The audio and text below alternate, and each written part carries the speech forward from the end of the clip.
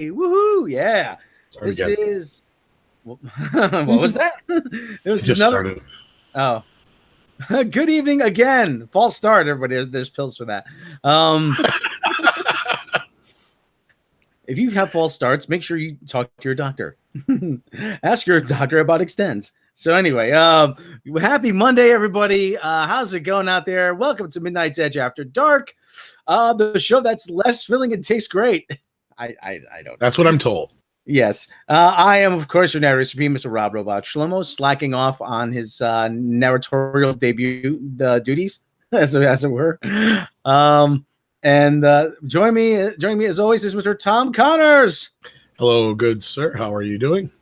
Oh, fantastic. Joining us, as always, is the Robin Quivers to our Fred and Howard Stern, the one, the only Mecha Random game user.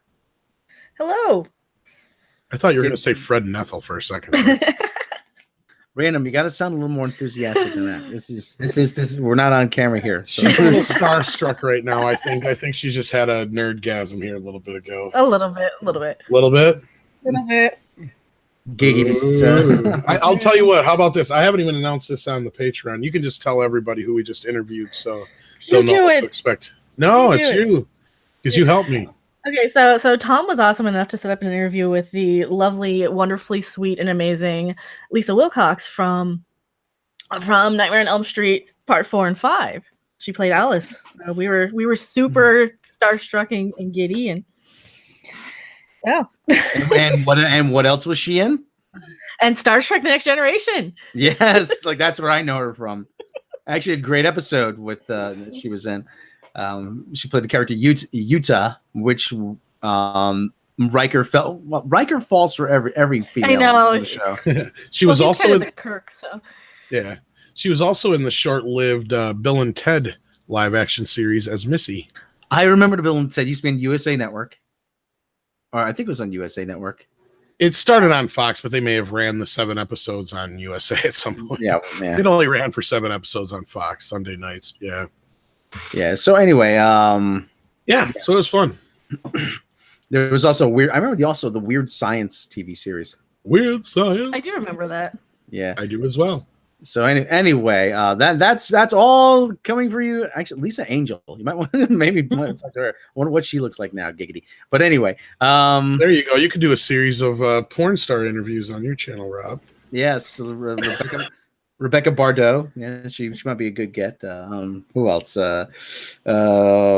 Everybody's interviewed Stormy Daniels. That's not really Ron Jeremy. Ron Jeremy. Apparently, he's a pretty smart guy, though. No, he's got like. I know, but that would be funny. I'd actually probably get in on that one. He's got like a couple. He's got like a graduate degree or something in, I think in like literature or whatever it is. So, I saw him in person in Las Vegas, just at a restaurant one time. Yeah? He's taller than you can imagine. There was I can't remember who the porn star was. She said there's sometimes she just wants to do something that's like gross and disgusting, and then she says then she gives Ron Jeremy a call. Oh. So anyway, no, I'm sure Ron Jeremy's a decent guy in real life. But anyway, anyway, we digress. So anyway, Tom, let's jump right in. Of Joaquin Phoenix as the Joker. Joaquin, why would you name your kid the sound the air makes when Bruce Lee breaks it? Well, when I was a kid, he was always known as Leaf Phoenix, though. If you remember Space Camp. Yeah, that's because everybody said nobody's going to know how to say that name. Joaquin? Yeah. Joaquin? What's this? That was funny as hell, Rob. Why didn't you laugh? That was gold. I'm on a delay here. 7 seconds. You must be 7 seconds. Come on now.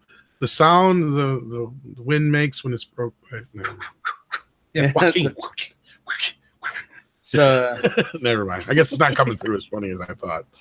So anyway, I saw a little bit of Mundane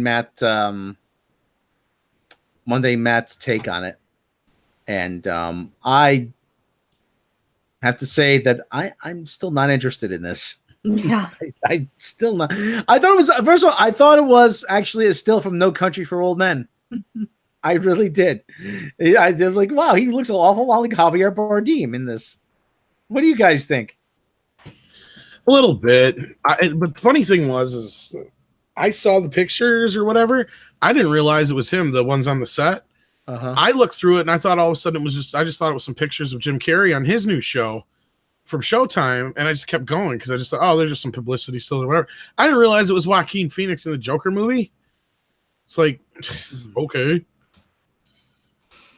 Well, yeah, it's so uninteresting too, and I've said this a million times. How many more Joker movies or Jokers do we need? You're gonna confuse your audience. We've got how many out there now? 3 or 4 that are kind of in current public memory. Yeah, it just. I'm kind of the point where give me any villain that's not the Joker at this point. Yeah. I mean, my buddy Jake described the Jared Leto version of the Joker as he might as well be throwing feces at you. So, I like I said, the Joker movie's not necessary at all. We don't need a Joker movie. And a Joker movie without Batman. They say, "Oh, whoa, no idea if Batman will appear in the Joker movie." I'm like, you kind of have to put him in the movie. It doesn't work. Neither character works without the other. Well, Batman works more without the Joker, but you know what I mean. But the Joker doesn't really work without Batman. Mm-hmm.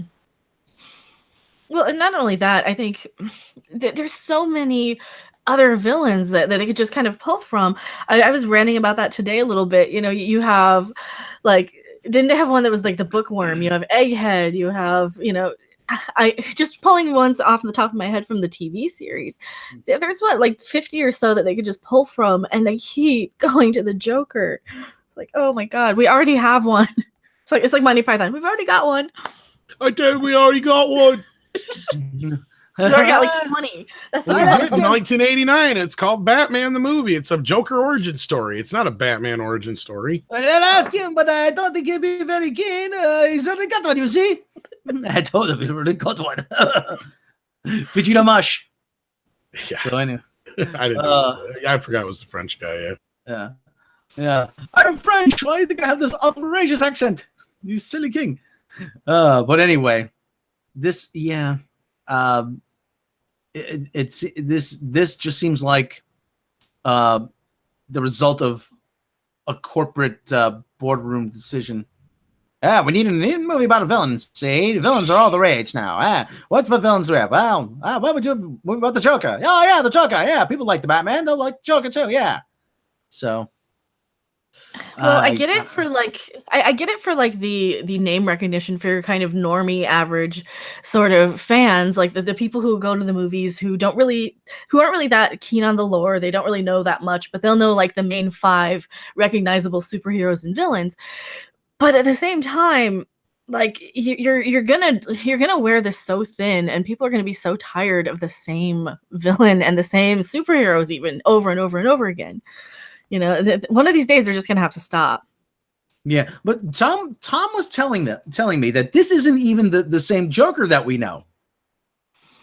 So why bother? Isn't that right? Yeah, Tom? he's got a name, Arthur. Arthur. Somebody said it in the chat here. Let me look. Arthur. I'm heading to Movie Web here. Yeah, and I'm trying to remember if there ever was one with that name in the comics or not. I'm trying to recall. Yeah, Arthur Fleck. Arthur Fleck, yes, yeah. So I don't know.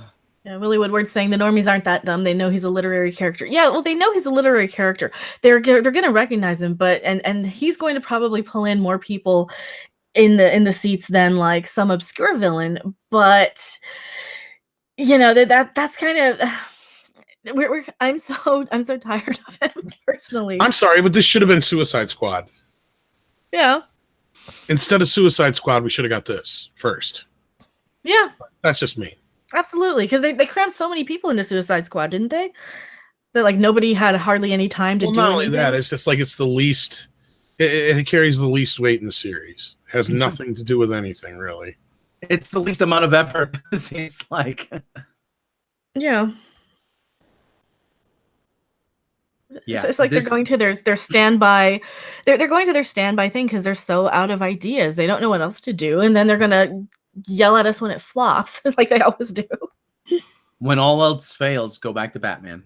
That's their MO. When all else fails, go back to Batman. Well, at least this time they can't call us racists or anything like that. So, they'll say, "Oh, because it's a white male lead, then it will be the reason that it failed." Yeah. Oh, it failed because it's a white male lead, and people are tired of that. See, we're right.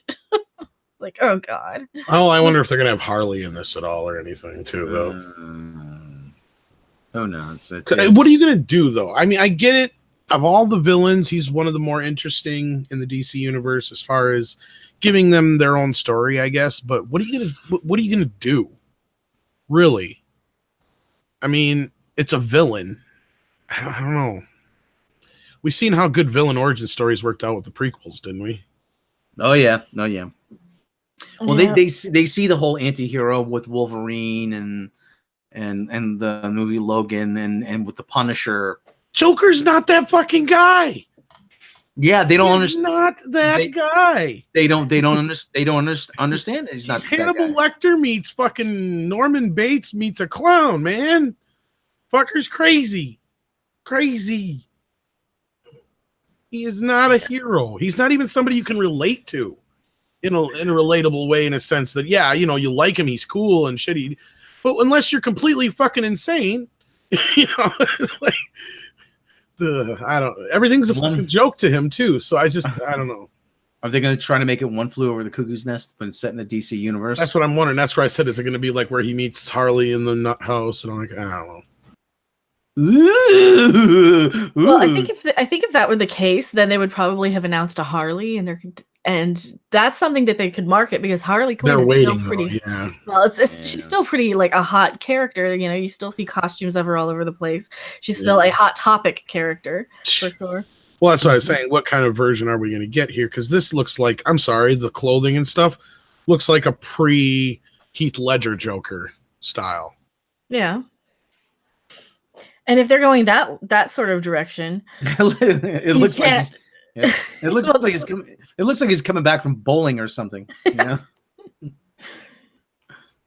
Yeah. Hey, how's it going? Yeah, rolled 168 today. Yeah, I didn't have that good a game. So, oh boy. But this is gonna. I guess this is gonna tank, and it's gonna tank hard. It really is. I don't know if it's gonna tank. I actually think it'll do either comparable or better than the Venom movie.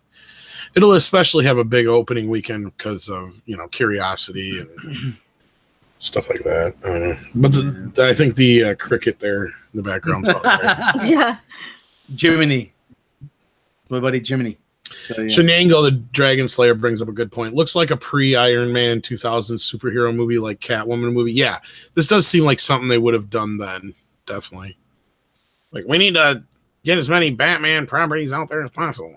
You know. Yeah, and looks like nobody knows how to make a superhero movie. That's the other thing. Yeah, and Tyler BioShock Rodriguez brought up a good point. The Hannibal movie, the origin story, Hannibal Rising, is the worst of the bunch. It was horrible, and he got some shit wrong anyway. Yeah, it was just, I don't know. Anyway, we hate prequels. We hate origin stories. What is the point of this? I mean, what is it to gain out of this? I don't get it. Other than just using the Joker in a gritty, mob type story, I guess. I don't know. We kind of already got that with Dark Knight.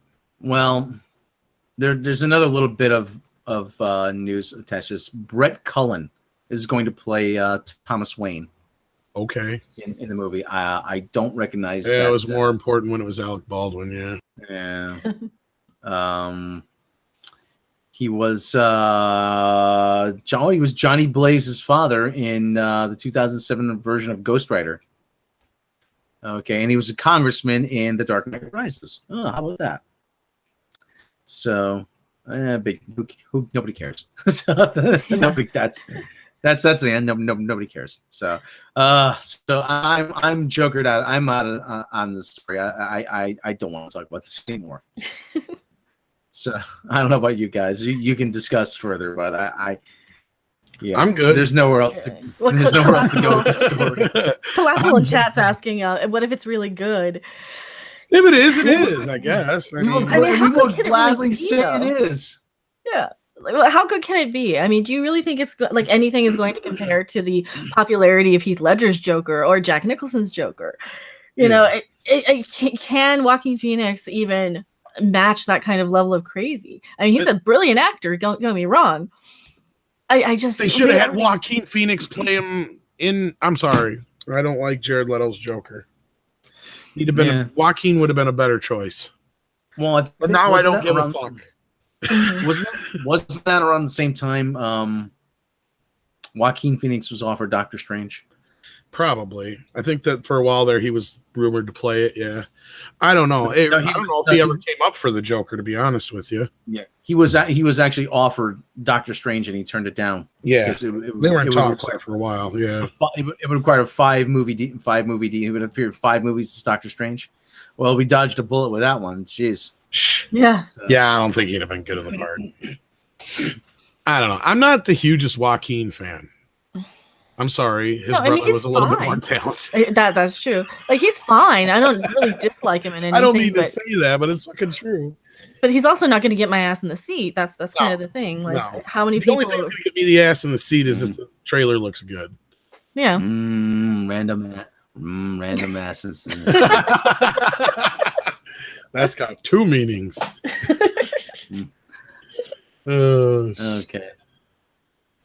All right. Yeah. What else we got here? There was some other news about Patrick Stewart. Yes. As we know, Charlie's Angels is getting a woke reboot, as they say. Yes.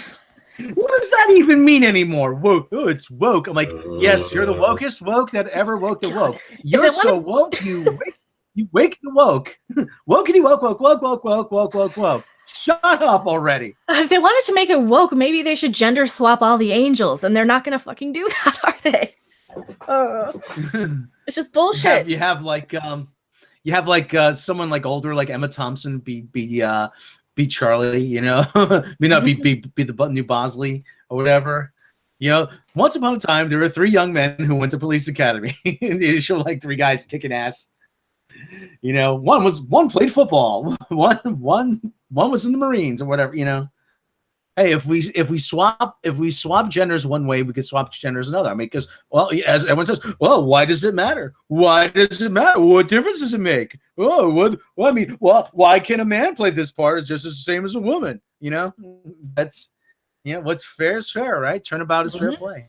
Yeah, but they won't do that because the woke agenda tends to be, making these transparent, one-dimensional little crap, strong female characters that actually aren't. They don't have any sort of anything other than their gender.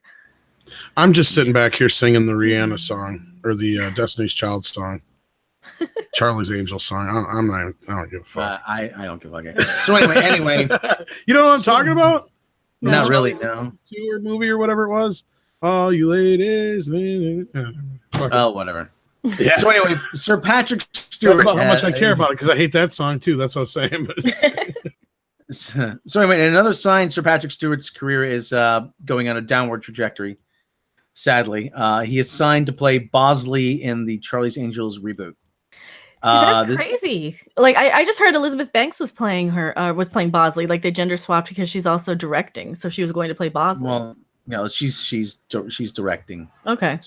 But let me read this. So this is from Deadline. Patrick Stewart has signed on for Charlie's Angels, the reboot of the female crime-fighting franchise being directed by Elizabeth Banks, in the works at Sony's Columbia Pictures. Kristen Stewart, Naomi Scott, and Ella Balinska have already been set as the trio of elite detectives. Banks has already been set to play Bosley. What the fuck? Bosley? There's 2 Bosleys. Motherfuck. Has already been set to play Bosley, whose original TV series was the intermediary between the women and Charlie, the group's elusive employer and head of the Townsend Agency. That comes up at trivia once in a while. What was the name of the agency? Who appeared via speakerphone only in the original 1970s TV series and was voiced by John Forsythe. The new Charlie's Angels centers on a new generation of angels as the Townsend Agency goes global, providing security and intelligence services to a variety of private clients with offices and highly trained teams worldwide. This film focuses on one of those teams. Charlie has not been cast. Jay Basu and Banks penned the script, based on earlier drafts by Craig Mazin and Simi Chelis. Banks and nobody cares. Okay. Yeah, so Patrick Stewart, 8 or 5. Patrick Stewart should be Charlie. Why would he be? Exactly. That makes no sense. Unless they don't know what the hell they're talking about on their article. That's a horrible idea to have an 80-year-old man play Bosley. It's from Deadline. Horrible idea. So if they're going global, that means he's going to be head of the London office. Okay. Oh yeah, that could be the thing too. But whatever. They're separate. No, Why have two Bosleys? We do things a little different here in London.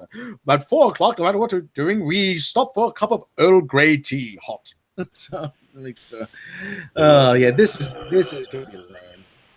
This is going to be lame. It sounds like they're trying to have, from what I read, that they were trying to have the international sort of global Angel network.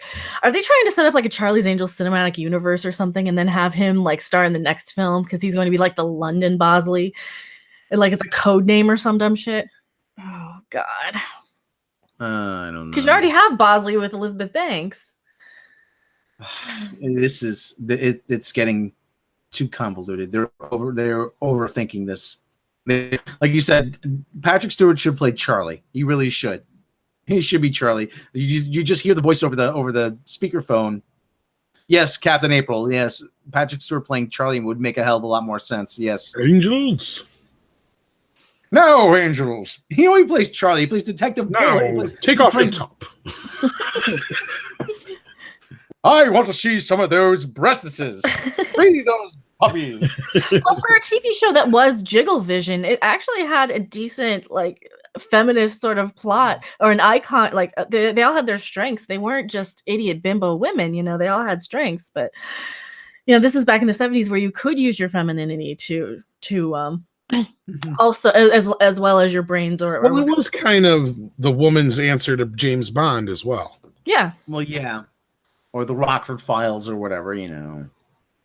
But like this, like I said, they're overthinking this. They are overthinking this, but they have to set.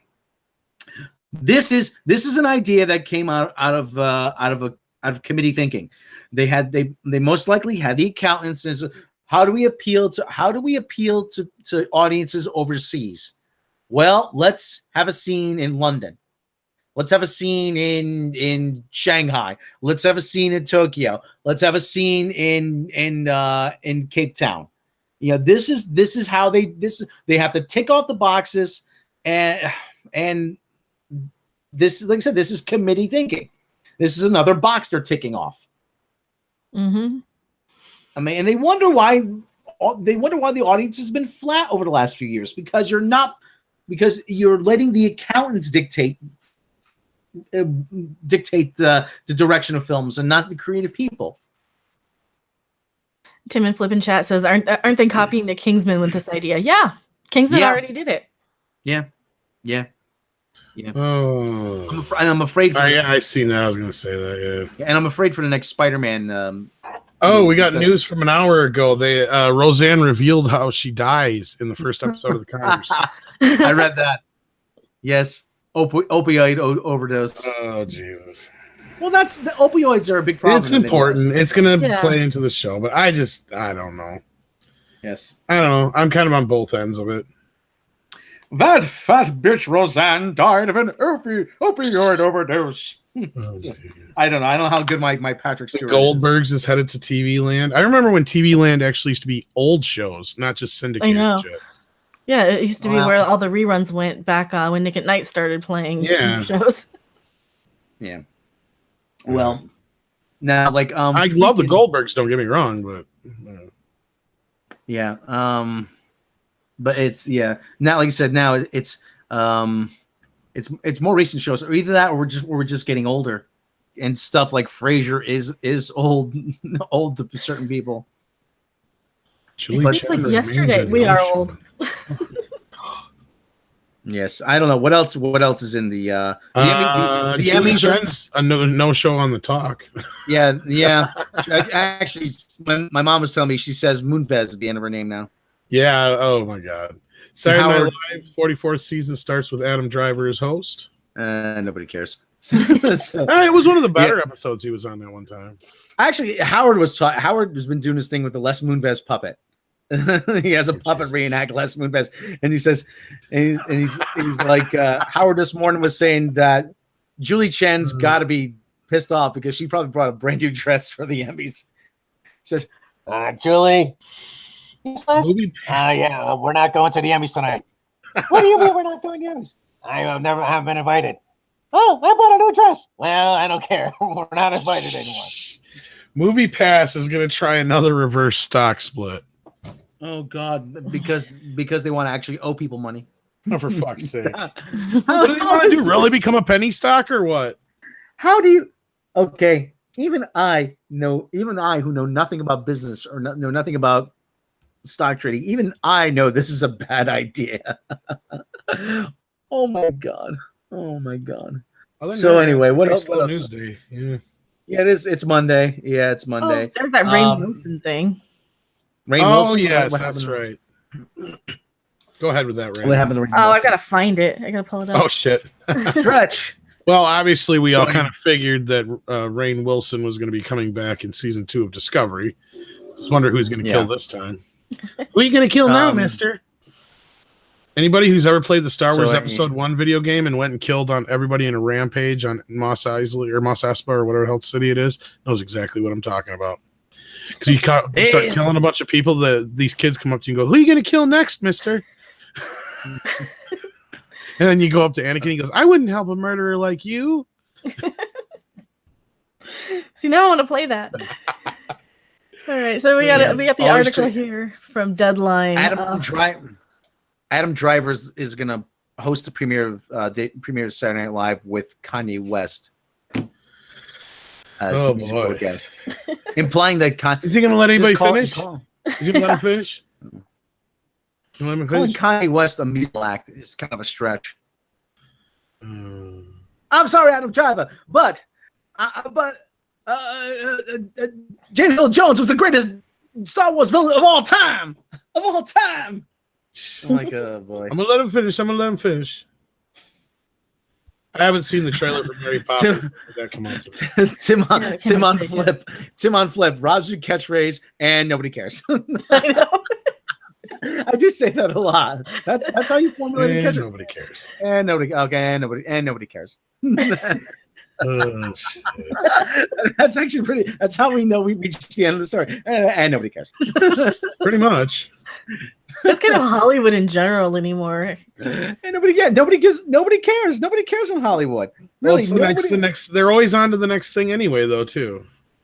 It's like, oh, that's a thing, and nobody cares. And nobody next.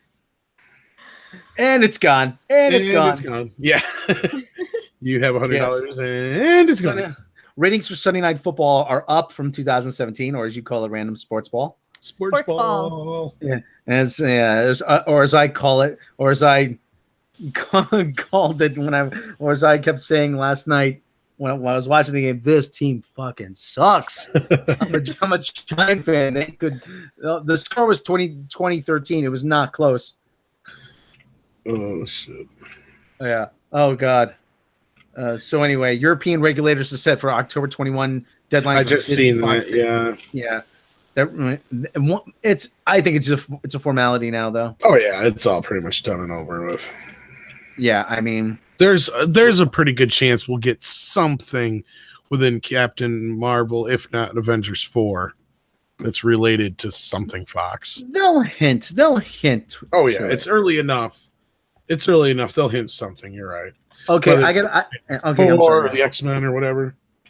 Okay, I gotta say this outright. These websites, I think it was We Got It Covered, and it cropped up on the Midnight's Edge Facebook group. Stop saying Riri Williams is going to be in the MCU. She's not, unless they want to tank the whole thing. Oh my god. Yes. Just because one script, you know how many scripts are on the blacklist? For those who don't know, the blacklist is this like resource where scripts just get written and they get put on this thing called the blacklist, which means nobody's gonna film, nobody's gonna touch. There's how many scripts do you think are on the blacklist? Probably thousands. Oh yeah, it's gotta be thousands. Like, this is just one more script that ended up on the blacklist. Shenyango said the Predator bombed. I didn't see how much it made. Somebody tell us how much it made out there. I think I was going to go see it, and I decided not to. I think it made like 35 million or 20, maybe 25 million. It's not bad. That's not really a flop. Then. 24. 24. First week, second week of football season? Yeah, that's not too bad for an August dump. Let's face it, that's what it was. It was supposed to be out when? Like a couple months ago or something like that? Yeah, I think June initially, right? Yeah, May or June. Yeah. Chris Parsa, I agree with Rob. Riri won't be in it, but America Chavez. I still don't understand that. How can you name someone Riri? Riri is within the same age group as us and not know what that fucking means. Yeah, and we didn't even grow up anywhere near the same like part of the country. Right, and I asked you both this. Like, yeah, you know what it means, right? Yeah, everybody knows it. They even say it in the Clerks animated series, and Kevin Smith goes, I can't believe they let us get away with that. Yeah. Tony Ho. Who's Tony Ho? Tony Ho? I don't know. It's Tony's Ho. Tony Ho. Tony Ho. I gotta look now. I need to find out who is that Tony the gender Ho swap is. Don Ho? Tiny bubbles. Yeah, you know my reference. As far as Predator goes, though, I mean, 24 is not really a flop, but obviously, I'm sure they were expecting a hell of a lot more than that. Tony Ho, also known as the Iron Patriot. They already did the Iron Patriot in Iron Man 3. So, I mean, do I think the Predator franchise is dead? Maybe for a little while. Well, it depends on how the second weekend goes. Yeah. Well, what's coming out this weekend against it, though? There's nothing going to be out this weekend. We've hit like the end of the season now. Yeah, this is like the last big movie, I think. Up until Halloween, which will kick off and that's not until October. But Route 66 is hey guys, thoughts on Disenchantment? I think it looks really good. I haven't had a chance to see it yet. Ren, I think, saw it, didn't she? Random, and she was talking a little bit about it. I think so. Yeah, I was on one of the ladies' nights. I don't have Netflix yet, so I haven't had a chance to watch it. Dead Schooled says Predator is really good. Go see it. I might go see it yet. I haven't totally thought about not seeing it, but I've avoided all the spoilers thus far. But I didn't really like the trailers, and I know I showed it in a few places. I didn't really care for the trailer. Oh, House of the Clock in the Walls is coming out Friday. Oh, is that coming out Friday? Yeah, I think that one's gonna get a lot. With Jack Black. Yeah. Shinyango the Dragon Slayer says, was Predator really a blockbuster franchise though? Why does the first movie did really well. It did well, yeah, but I don't think it was it was pretty good for the time, but I think a lot of that had to do more with Schwarzenegger than anything. Because the second one only did like half of it. What the hell are you? If you what the hell are you? If it bleeds, we can kill it. Get to the chopper. And then I don't know. I think Alien versus Predator, I think, did pretty good in theaters. Yeah. Oh, we should say that tomorrow we're gonna get the first teaser for Captain Marvel. Oh, are we? Yes, we are. It's gonna debut. Yeah, it's gonna debut on Good Morning America. Again, this is who they think their audience is. The 50-year-old. Wasn't that on ABC? That's why. Yeah. But still, they did the same thing with the Star Wars shit. Yeah, but this again, this is who they think their audience is. They think there's ABC. That's why. Yeah. Well, but you think they would premiere it though on Jimmy Kimmel? They give him one. They give them one. It seems like it goes back and forth. It seems like Alien versus Predator opened at 80 million, or no, it was its total. That's its total. All I know is by the time I get up in the morning, it'll probably already be online. So. If Predator only drops, say 30% next weekend, that's not bad. If it can make, I don't remember how much it costs to make, but I mean, if it ends up with close to that, that's not a total loss, I guess. Olivia Munn is catching a lot of shit for it, though. I understand both sides of the whole situation. And I got into this in a few other places, so I don't really want to get into it here. But it's one of those fucking things where she got her way, but then again, whatever it was on the other end, I don't know. And they left her kind of hanging onto the bag there. I don't know. I think it's just it's it did overshadow the movie a little bit, I think. At the end there. It was a bad timing for the whole thing to happen.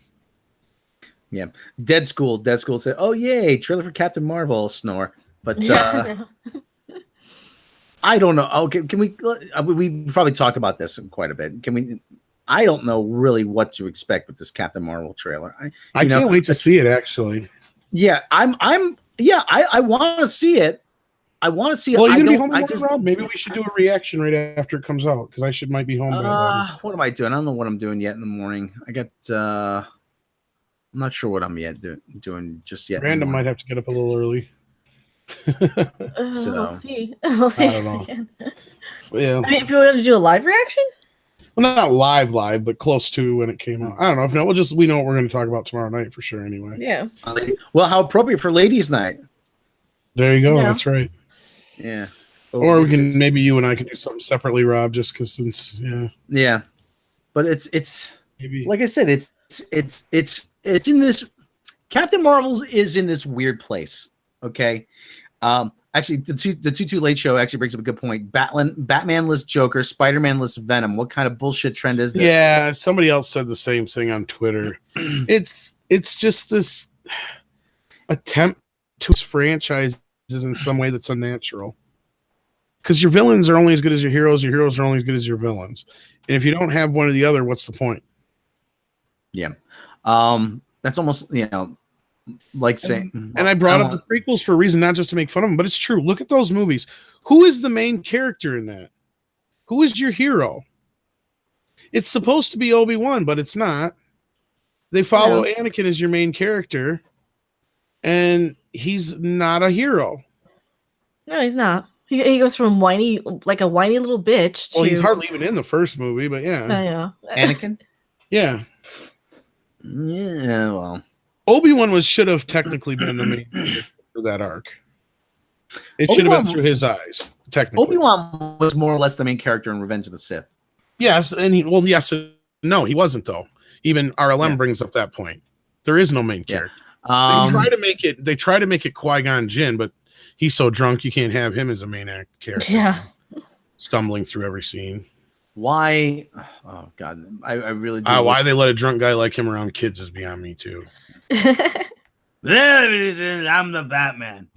Jimmy, you ever seen a girl man naked? Almost time for trunk.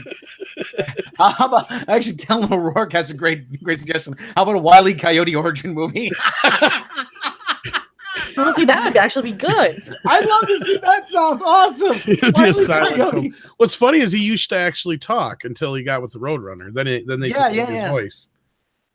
Now you are a rabbit and I am a coyote. Now I am going to eat you. So when Bugs shows up at the store, I would like to give myself up as seeing that I could not hope to win against such genius. A wise decision. the freaking flying saucer that he put together, and he had set the rabbit, and Bugs pops out of the rabbit hole with a chicken mask on. That gets me every time. Yeah, I mean, I love the Roadrunner cartoons, but I think they really kind of gave the Coyote the shaft because he was a cooler character when he could talk and shit. He was a super genius. He was a super genius. Yeah, he wasn't just a genius. He was a super genius. That's right. Yeah, you can tell he's obviously educated with that accent. Just so they didn't have to dub him in other countries. Yeah, probably. But like it's what were we talking about? Morning, Sam. That's actually a different character, though. Most people don't realize that.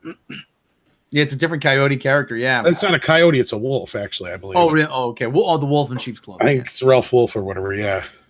Yeah. Most people. That's just because the only difference is the red nose. That's the only difference. Yeah, that's why most people. Little color differentiation, but not much. One of the greatest. One of the greatest. It was like there was another cat that looked exactly like Sylvester almost too, but the difference was the nose too. Yeah, and the voice was way different. But I saw recently for the first time in a few years the one with Rocky and Muggsy. Rocky and Muggsy. Yeah, Rocky and Muggsy is okay, Rabbit. We're not stuck, Rabbit. You're stuck. Yeah, we're not stuck. He says, "All right, Clancy, take the boys and surround the house." They surrounded. All right, Rocky. All right, Rabbit. Where's Rocky? Where's it? Just the fact that the guy comes in and says, "All right, Rabbit." Like it's a rabbit walking around and nobody cares. All right, Rabbit. Where's Rocky? Where's he hiding? He's not in the stove. He's not in the stove. Oh, he's hiding in the stove, eh? Now, if he's hiding in the stove, would I do this? Turn the gas on? You might, Rabbit. You might. Well, if he was in the stove, would I do this? Flick. Oh, Joker's 79 is right. Pepe Le Pew would trigger millennials. Oh, he is kind of a rapist. Yeah. He was kind of rapey. But he was, yeah. But my darling. I love that Dave Chappelle. I'm sitting here watching cartoons with my nephew, and he's watching. I'm like, here we go, some Looney Tunes. That's some good stuff. You know, Pepe Le Pew. Okay, good stuff. All of a sudden, I'm like, man, what kind of fucking rapist is this? Give me the pussy. Give me the pussy. Give me the pussy. No, man. No means no. It's coitins for you, Rocky. Coitins, yes. Oh, they're adorable. I remember that. Edward G. Robinson, yeah, that was the Edward G. Robinson character.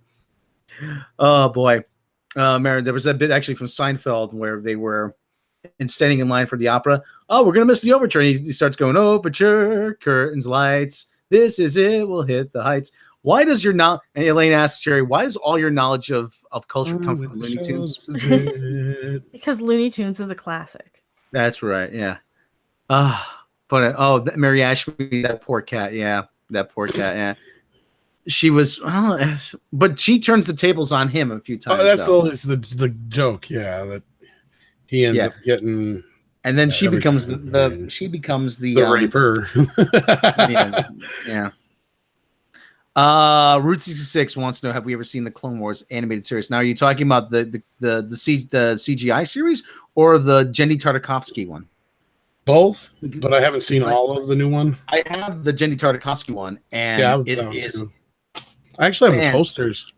It's actually fantastic. I actually have the posters for that version.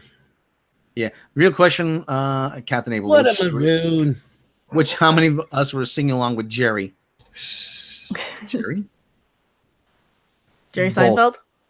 Jerry, Jerry Seinfeld. Yeah, I was I was singing along with him. Route 66, both. Yes, I have the Clone Wars. Who's got to remember the goddamn delay? Sorry guys, it's tough sometimes. We're already usually moved on to another topic when you guys are still writing about the ones. So yeah. Have we seen Rebels? I have not seen Rebels. I think they had a new I've seen parts of the first season. I got them on Blu-ray. I just haven't watched them yet. Yeah. Red Lantern. Ever tried to hold a cat that didn't want to be held? Yes. So, Pepe's voice ads supposed to be based on Maurice Chevalier. The moon is it not? Freaking Elmer Fudd is actually based on a real guy too. It's time for love. Yeah, for many years, there was a guy who actually did the voice, and then Mel Blanc took over. Yeah, it wasn't always Mel Blanc. Route 66 with thoughts on Resistance. Hello. Don't whiff. I bet a lot of you men will have one of these. What are your thoughts on Resistance? Kill the rabbit, kill the rabbit, kill the rabbit, kill the rabbit. My brother told me back when my niece was really young. My brother told me that he was doing something, and he all of a sudden he hears from downstairs, and my niece was laughing hysterically, and she comes upstairs, and he says, "Sarah, what's so funny?" He goes, "Daddy, Elmer Fudd was singing 'Kill the Wabbit, Kill the Wabbit.'" So it's like, good to know kids still get something out of that. At least the ones who don't have a stick up their ass. Yeah. Yeah. Kill the wabbit. Arthur Q. Bryan. Yes, Arthur Q. Bryan was the original voice of Elmer Fudd. Yes, he actually looked like him too. Yes, he was based off. Yeah, all based off the character. Yeah. Yeah. What do you I think expect? he was a comedian or something like that, wasn't it? He at the time or something. He was an actor. Yeah. Robert April. Yeah. What do you expect in an opera? A happy ending? Yes, that's great. Be very, very quiet. I'm hunting rabbits. Dun, dun, dun, dun. Yeah, the place I used to work, actually, the rabbits would there'd be wild rabbits out back, and I used to go, and whenever I see one, I go, kill the rabbit, and nobody would laugh except me. So. Which is sad. Then you know who your friends are and those who you don't need to hang around. Well, did you ever hear? Know what that is? Then I don't need that kind of negativity in my life. Fuck you. Did you ever hear the? It was like a Twisted Christmas or something. Ozzy Fudd, the Wabbit Slayer. It was kind of Elmer Fudd singing this sort of heavy metal song. Oh no! Kill the rabbit. Oh Jesus Christ! Yeah, I'll have to link it to you. It's really awesome. I'll have to find it. Oh man. Oh man. But anyway, I was saying about what were we talking about? I don't even remember. We lost count. What would Route 66? What would Chuck Jones think of this day and age in comedy? Chuck Jones would probably never even call us a bunch of uptight bastards. Yeah, he probably wouldn't even have a job now. Neither would like Mel Brooks either. I love Mel Brooks. High anxiety. Whenever you're near. He's even said there's no way he could make Blazing Saddles now. No. Yeah, everybody is whiny and annoying. Yeah. Just wait till the millennials discover that. Oh my God. Mary Ashmead says, must have taken a wrong toy in Albuquerque. Yeah, that's actually why there is no Mrs. Bugs Bunny, so they could just have bugs just pop up anywhere. No, really, that's why Bugs Bunny is an affirmed bachelor. It's because like I said, they just want to be able to. He was the first trans in cinema. Yes, it was a very important time. I just figured something out. So kind of like how Doomcock has a tunnel up to all points of the Earth. Does this mean underneath that mask, Doomcock is actually Bugs Bunny? Yes, we've discovered a secret. I mean, because you've heard him do Bugs Bunny's voice. You figured me out, Doc. Yay, mystery solved. Doomcock is Bugs Bunny. I knew it. I knew it was you all along. Well, we knew he was somebody famous. You're despicable. We didn't realize he was somebody that famous. Kellen O'Rourke, Duck Amuck is Duck Amuck is a classic. He's Bugs Bunny. You guys are gonna have to go tweet that at Doomcock right now. Very interesting turn of events. Isn't this lovely? I'm going to blow it up. It obstructs my view of Venus. Where's the kaboom? Where's the kaboom? The earth-shattering kaboom. That's my favorite part. I used to have a Marvin Martian T-shirt actually. That was actually my favorite piece of clothing for a long time. Then I wore it out. But Mel Blanc has been reincarnated as a space overlord. Yes. There you go. There's a hashtag. Doomcock is Bugs Bunny. Why for you did you bury me in the cold ground? Dark Slayer 289. God, we millennials are always blamed for everything. Oh, you gotta. I understand it's not all millennials, but it's the same thing with certain people. You let the ones that are the most uptight speak for you. You know what's funny about the Looney Tunes though? The two of the most famous characters only had a few episodes. Tasmanian Devil and Marvin the Martian. Mm-hmm. They're the two of the most popular characters as far as merchandising and stuff. Yeah. Especially Taz. Oh yeah. Oh God! Remember in the '90s, Taz? Well, yeah, not only that. Before that, he was just everywhere. Yeah. He was only in like 4 or 5 cartoons, the original ones. Same thing with Marvin the Martian. He was only in like 3 or 4 or something like that. Mm-hmm. I used to tell I was going out with someone, and she asked me one time, "How come we haven't gone to dinner yet?" And I told her, because I don't want to see you eat. I don't want you to see me eat. It is a total turnoff. I eat like the Tasmanian Devil. Lots of grunting, bones flying, a cloud of dust, and just like making motion like I'm cramming things in my mouth. And she goes, "No, I want to see that." I'm like, She might think it's sexy, Rob. Yeah. Think you're manly. Jump you right there on the table and be like, take me, lumberjack man. Lumberjack man. Taz is Taz is a great That was always my character. favorite line though. Why did you bury me in the cold ground? Yosemite. Right, holy toads. It was You know, Mel Blanc couldn't do Yosemite Sam near the end. Last 10, 15, 20 years. Yeah, he couldn't do that no more. Couldn't get up there and do all that. Yeah. Rootin'us, tootin'us. So this other guy did it for quite a few years. Yeah, he did it in Who Framed Roger Rabbit and a few other things. Yeah. Bleentron, there's maybe 2 billion millennials between age of 22 and 37ish. If I keep saying, if you remember Nirvana, you're not a millennial. That's the bar. 37 still is our generation. Reminds me. I just got the Weird Al Greatest Hits videos. It smells like Nirvana. Yeah. And I'm mumbling. And I'm screaming, but I don't know what I'm singing. God, I got to see Weird Al 4 times. Actually, so a long time ago in another lifetime, I actually got engaged at a Weird Al concert. Really? Yeah. With a spatula. Oh, jeez. Oh, my God. I think the sad thing is the one time I was going to go see him, he was close by, and that was sadly like the week his parents had passed away. So I had to cancel the show. Yeah, it was really fucked. I was like, oh, man. That's bad. Well, his parents died together in carbon monoxide poisoning in their house. Yeah. Yes, Tyler Bioshock says he's more of a dare to be stupid kind of guy, or the American Pie Dare to be stupid. Which appeared in the Transformers movie. Long time ago, in a galaxy far away. That's the only good thing we got from the Phantom. I think that's why I know the Phantom so much, because of the song. So much. I actually know the Weird Al version better than the original. Yeah, shorter.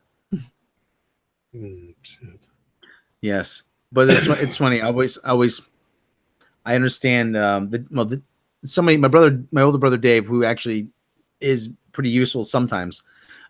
He said about how the line in the Don McClane's American Pie, the jester in a cast. Yeah, that the jester is actually is Bob Dylan, because he broke his leg at the time in a motorcycle accident. Yeah. He told me, yeah, and there's actually the whole thing about sergeants played a marching tune, which is you're gonna make me go get my guitar. Sergeant Pepper. That I knew. I think, yeah. There's actually a little reference to Kent State, I think. Well, yeah, because it's like a fast forward through time kind of thing. Yeah. Yes. So that could be the after show for Patreon or something, is just singing stuff that we can't play on the air because we get copyrighted. Oh God, I can actually play that song. It's been a while, but I was singing Weird Al one. Carpal Tunnel will let me for 8 minutes. Would you know how random Tom? You know how I put the new tuners on my Epiphone Casino? Yeah. Mm-hmm. I just found out yesterday there was a set of tuners that I would not have had to remount the peg holes. Jeez, that sucks. I'm like, now I find these. It's always I was like, day late, yeah. But Satan is Mick Jagger, yeah, because Altamont, yeah. I keep thinking of like I said, about how George Carlin, the old George Carlin show, buddy he was working in a kitchen with someone. Yeah, man, I'm going to Woodstock. No, you don't want to go to Woodstock. You want to go to Altamont. Yeah, no. get right up front. Yeah, the Stones are gonna be playing there. Yeah, the Hell's Angels gonna be doing security too. Yeah. So. Oh yeah. But like I said, the Grover tuners I put on, I had to remount for any musically inclined out there. I bought new tuners for an Epiphone Casino. Epiphone Casino is the same model guitar John played in Let It Be, and the later Beatle years on 66 tour. Same guitar actually on the 66 tour. Same guitar I played on the 66 tour as he did in Let It Be. He just took a sander to it. So anyway, I digress. But anyway, there's these tuning machines that are really good called Grover. They're made by a company called Grover. And I put a set of them on, and I had to spend hours. And Tom, I remember he was we put off something because I was still working on it, and I spent hours making the modifications, and I find out there's a set that I did not have to do anything; they would just fit right in. I'm like, mother effer! I could have saved myself the trouble and $10. But now you go through that whole thing. You try to justify your decision. Oh, no, that's okay. That's what they put on the high end models anyway. No, that's cool because this other guy has them. Yeah, that other guy has them. It's like, here I can barely put strings on my guitars anymore. I don't know how I ended up having like a couple of them switched, and I think it's because the cat kept jumping up trying to eat them. That has to be it. I'm gonna blame the cat. A couple of them switched. What do you mean? I had a couple of strings switched. I had the wrong strings on the wrong slot. Phrasing. So just get the Dario strings. They're color coded. Oh yeah. Well, these are for my acoustic too, and I started out with one just because it was so it was such an old guitar. It was my guitar from when I was like 16. So I finally am changing out the strings, and I put the same strings on the Fender as I did the Martin. And of course, the Fender had not had strings changed probably ever. Yeah. So getting the peg out is like, or the little is it the peg or getting that out is like impossible. And of course, it's cheap. Oh, I have the tool. Needle nose pliers, yeah. Yeah, so I had to do that, but Corey we got 100 people watching right now. Oh yeah, they're listening to the Guitar Talk with Rob and Random. So. Any guys got questions out there for us? Yeah, send them some questions while we talk guitar. But I was telling Tom, actually, I was trying to figure out how to get the good, the bad, and the ugly guitar sound. But but unfortunately, my amp does not have a clean channel. Well, so I told you. Oh no, yeah, that sucks. I didn't know that's what you meant. Can you plug into? Do you have by any chance the cord for the Rocksmith game? Because you could just plug right into your computer. Yeah, that's true. For clean. Yeah, I have. I don't have the Rocksmith game. I have Rock. Or an adapter. USB. Yeah. I could probably do that, but at the same time, though, I was just trying to figure out because of the line. I have a Line 6 modeling amp, and like I said, for some reason, it does not have a clean channel. It has a Vox AC30 model, which is good and bad. That's weird. You can't just turn it off, huh? No, it can just be clean. If you fiddle with the master volume, you can kind of get a clean sound, but not really. Usually, you always have a clean setting. That's strange. Yeah, it is. It's very strange. Well, because otherwise, if you hook up a pedal, or anything like that, yeah. So I was trying to think of the ones with the boards or whatever, where they actually got a bunch of different sounds on them. But yeah, Darkslayer 289 says thoughts on the Charlie's Angel reboot sounds terrible. Yeah, we just covered it. Oh yeah, he might have missed it. Yeah, it sounds stupid. Don't do it. Don't do it.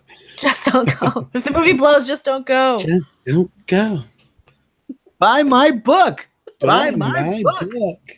Tyler Bioshock Rodriguez for Tom and Rob on music. Let It Be or Hey Jude. Yes. Yeah, that's a tough one. I give the edge to Let It Be because it's simplicity and it's message. Jude's got a lot of baggage with it. Let It Be is probably better. I actually hate Hey Jude, though. I'm the only person probably on the planet who hates it. It's just because it's so repetitive. That's it too. It's a little bloated. I'm sure there's other people. Oh yeah. Well, when you see him live, it brings up, it gives you chills though. And you hear everybody in the stadium. When you hear 80,000 people singing Hey Jude in like MetLife Stadium, and you see people holding up when people hold up their cell phones now, they throw off quite a bit of light. That's the new thing. Illuminates the stadium pretty well. Yeah, Bears and Seahawks is more interesting. Yeah, actually, I'm going to turn. You want to know who Will Report asked who we would want to play Superman? I seen Captain April say John Hamm. He's not a bad choice. A little older, but yeah. Joe Manganiello was supposed to be Superman actually, at one point. It was down to him and Henry Cavill. Oh, I'd rather be like an unknown. Yeah. Or get Brandon Routh back. Fuck it. Yeah. There's got to be somebody out there who's 6'4" and dark and got a Brandon Ralph already got the build for it. Yeah, Brandon Ralph. Yeah. Hey, the guy didn't get a fair shot. Fuck it.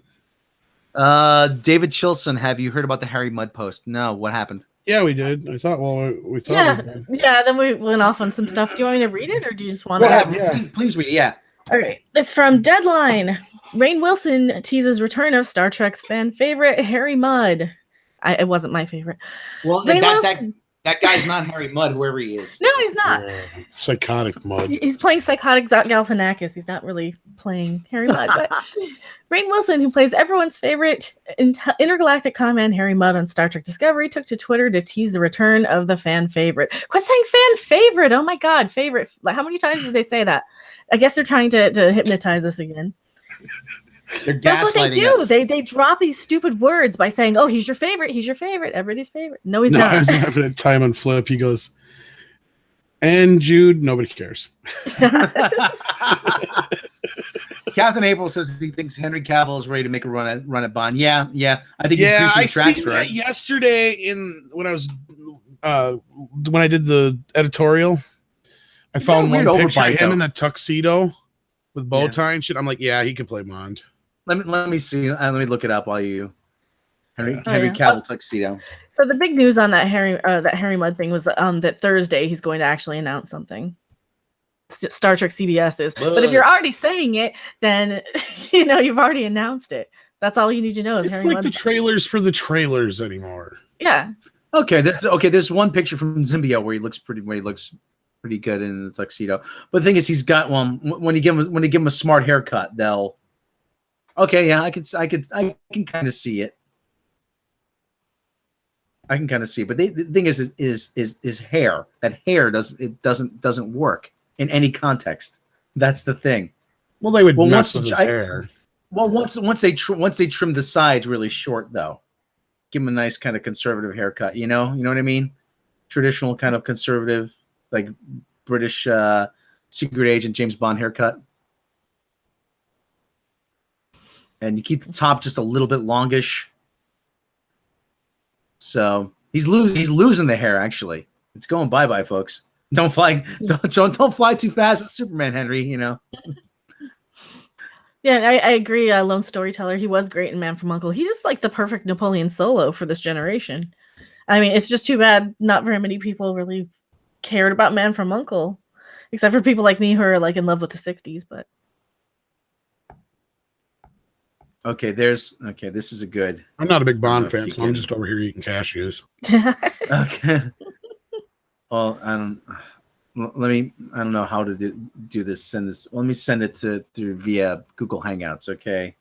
See if that works through the text. Let me paste and hope. Okay, that doesn't work. So I'll just send the link. Maybe you can put it up through the. Here's a link that was in chat here. From Wilk Report sent this, the Doom Patrol one. Open image in new tab. Here we go. And this will, okay, here we go. So, and you can put the picture up of Henry Cavill and thing. Okay. Deadline Rainn Wilson, Box Office Mojo. Okay. Yeah, because that kind of, but still though, I mean, it's he's got this smart. Well, I imagine they'll work with them. Anything they could probably fix though.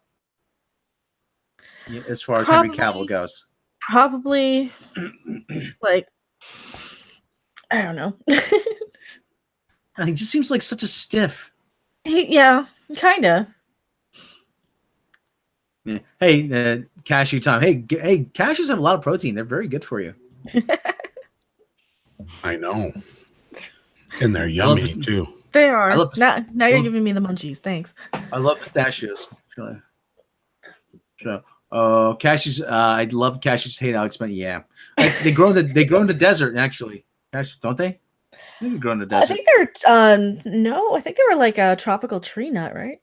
Yeah, I think you're right. Yeah. No, the pistachios grow in the desert. Yeah, something like that. Iran is actually one of the leading exporters of pistachios. Not anymore. They can't export them. Oh, there I is. imagine it's a black market. Actually, did you watch Andre's new editorial about Super Dude? Yeah. If you watch that, I have a not. different picture in there of him in there. Check that one out. He's got a little different hair in that one, but obviously not now. But yeah, actually, I might have it here. Hang on. Okay. Yeah, you can post it, and I can bring it up, post it in the chat here, and then you can bring it up on screen for everybody to see it. Because actually, the Bears got the ball. They're driving. Actually, Is it sports ball? Yes, sports ball. I told a lady friend of mine who I've known for years. I made a comment on Facebook about the Giant game was boring, and Giant game was putting me to sleep too. And she told me she made the mistake of telling me her cat bit her on the ass a couple of days ago. I said, "Hey, I'll tell your cat to bite you again."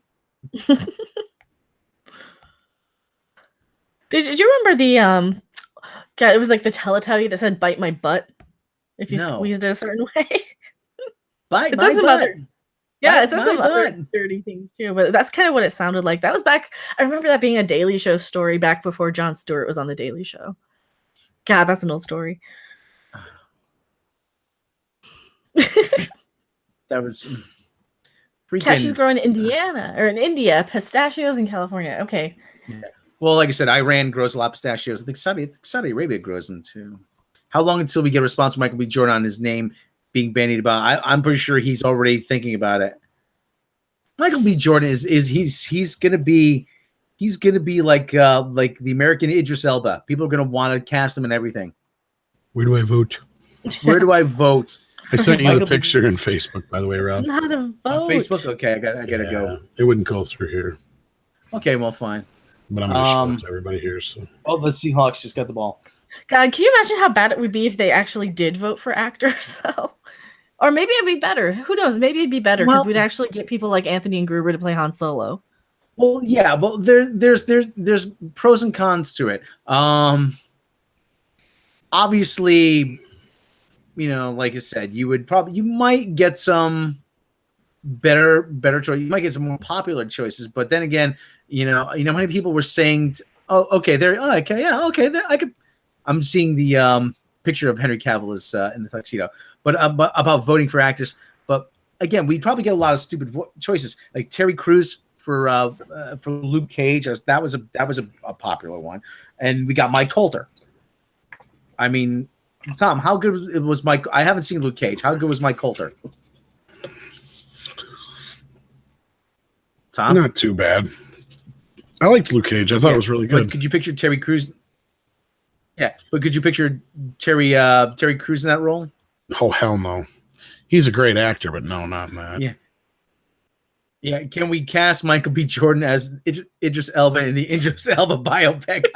That would be funny. Yes. That would be funny. Okay, yeah, okay. I could now. No, see, they can't Tom, because see this picture of. They can't because it'd have to be played by a female, a white female. An Asian female with that was a transgendered Asian female amputee. Mm-hmm. That's left-handed. It's left, yes. Played by Peter Dinklage in drag. Yes. Now I want that. That just reminded me of Jake. I think he's dead. We better check on him. Who's Jake? Oh, hasn't she ever been on when Jake was here? Yes, I have. Just I don't remember. You forgot. For the bit. No. Jake? Ooh, that's what you should have said. But I don't know you were joking. You sold it there. That was pretty good. Acting.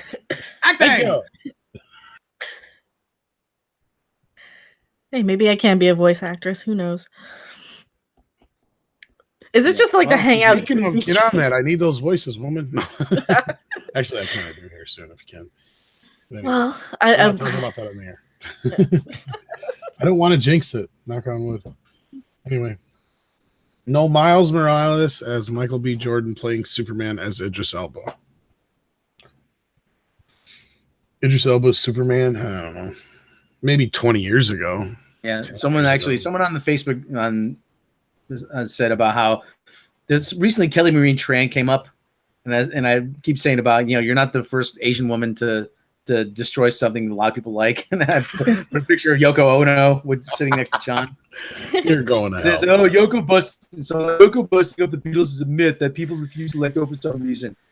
Real reason: greedy manipulation by Alan Klein, and the Beatles acting like effed up children instead of being adults." Says, "Well, I'm not the one still fishing around for the Dakota for stuff he might have scribbled on, so yeah."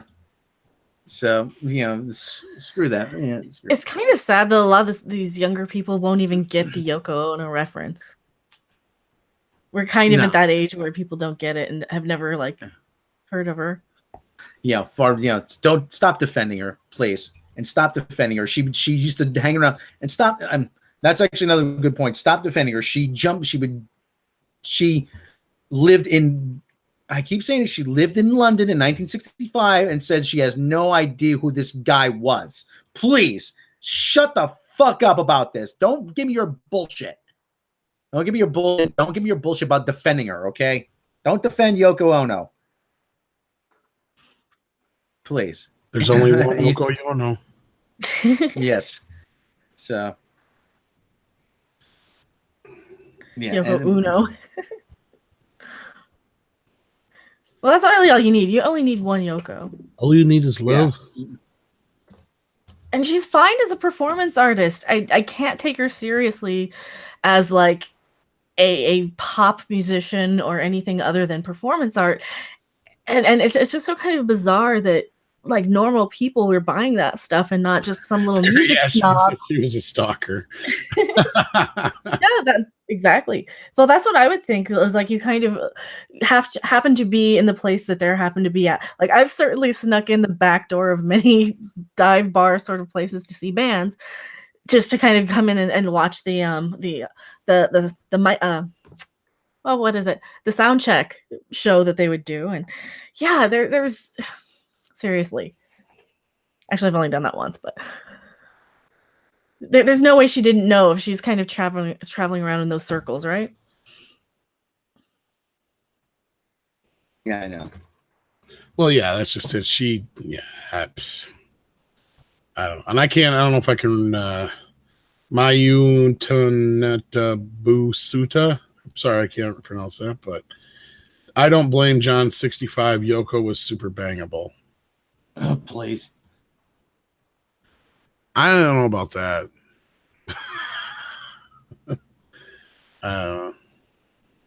Maybe it's just because I don't know. She's not a redhead. I think that's it. That's part of it. Well, Jane Asher was, which is why Paul had better taste than women. I don't know. It's never she has resting bitch face too. It almost looks like she's scheming the whole time for it to happen. Oh yeah, that's how pissy she always looks. I don't know. I'm probably just being a dick, but still. Yeah. Her voice is horrible, and she got better background singers than her. Well, yeah, and I mean, and that was kind of one of the problems with her stuff too, is that she's half trying to be a serious pop musician and then half trying to do her performance art stuff. Oh, Rob, yeah, did you hear her new single? It just come out? No, and I don't want to. Good, but it's horrible. Yeah, the music, whatever. It's a remake of some song, but then the dumbest thing. Then the dumbest thing she does is she has singers underneath her singing backup that are 10 times better than her, so they make her sound even worse. And it's not one of her I type songs that she's actually trying to sing straight. Well, it's like what she did in, I want to say 89 or so, when she came back with Give Peace a Chance or something. Yeah. If you guys remember that. And she had people like Duff McKagan on there just talking and doing one talk line. She had a whole bunch of people on this song as I remember.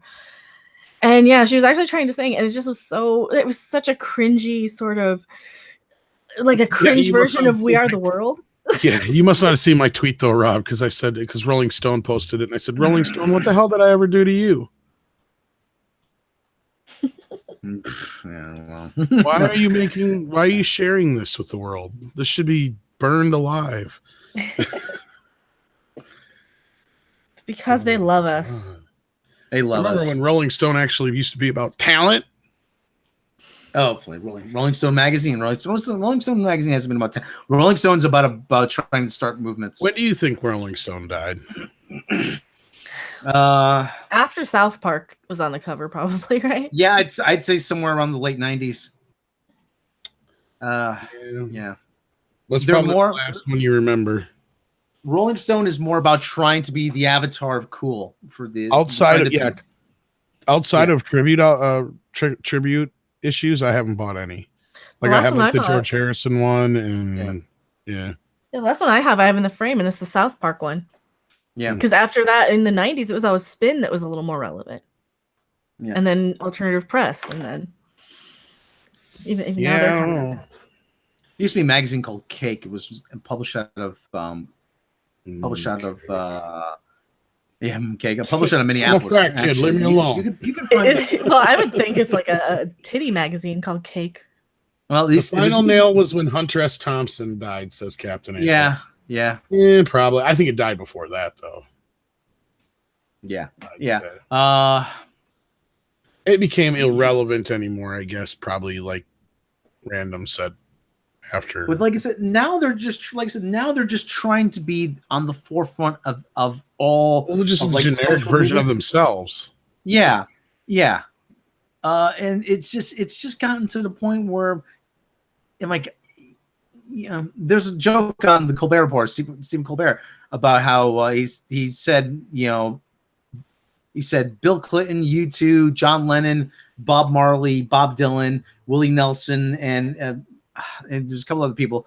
And he goes, okay, that's a year's worth of Rolling Stone covers. Just wash, rinse, and repeat. Yeah. Mm-hmm. Yeah. So, but it's like I said, the same faces creep up on the cover all the time. And I once in a while I would go to Barnes and Noble, go and see, really Bono's on the cover of Rolling Stone again for what? Yeah. What did he have diarrhea? Tyler's probably right. He says Woodstock 99. Yeah. That's when music kind of just changed altogether. That's when I turned off the radio, was 1998. It was weird because the whole thing behind it, I don't know. Well, I'm sure you guys remember. It was just a fucking mess. Yeah. Oh, absolutely. That whole thing. Yeah, there was the riots and everything. There was this thing actually where Jan Wenner, is that how you pronounce it? Jan? The guy who's head of Rolling Stone right now, Jan Wenner or Jan Wenner, whatever his name is. He's more concerned now with who gets into the Rock and Roll Hall of Fame. And he's more interested in keeping people out of the Rock and Roll Hall of Fame, which is why the Dave Clark 5 hadn't gotten in for it. Are the Dave Clark 5 in? I don't know. think they are. No. Probably not.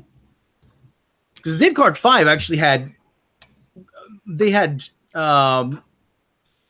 it's tough to take any of these institutions anymore seriously. Well, you have to have like a certain amount of people like backing your application anyway. And they have people who aren't even rock and roll in the Rock and Roll Hall of Fame. They have the rap groups and things and the pop singers. Laura fucking Nero is in the Rock and Roll Hall of Fame. Which I'm not adverse to, but that's not the point. Rob's got a point though. There are bands and shit that should be in there that aren't. Mm-hmm. Yeah. Well, the Dave Clark 5 are in the Rock and Roll Hall of Fame now. They were inducted in 2008, but they were kept out because he wanted to put Grandmaster Flash in because he felt he needed a rap act that year. We're talking about Jan Wenner.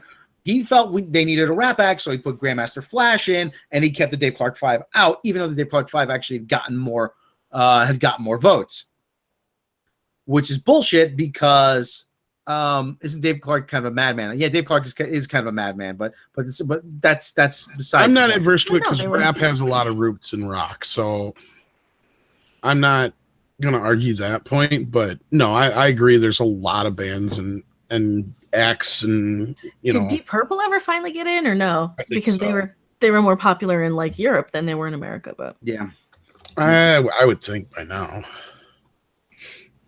Yeah, I think they are in. Mm-hmm. But he kept Cheap Trick out. Cheap Trick wasn't inducted for a long time. And yeah, 2016 they were inducted. Finally, they finally got in. I remember that being a huge deal for like a decade. They're another one of those bands that had been eligible for. Well, it seems like they do like a band from 3 eras. It always seems like they do three different acts from 3 different eras. It seems. 100 biggest rock and roll from Cleveland.com. 100 biggest rock and roll Hall of Fame. So I'm not gonna go through the whole list, but I just want to take a look here who's not in. Fish, Billy Wright, The Guess Who, Bad Company, Allison James, Rick James. Really, Rick James, isn't it? Okay. George Michael, James, bitch. Megadeth, the Doobie Brothers. The Doobie Brothers aren't in the Rock and Roll Hall of Fame. What? Peter, Paul, and Mary, Leroy Carr, Todd Rundgren's not in. Devo aren't in the Rock and Roll Hall of Fame.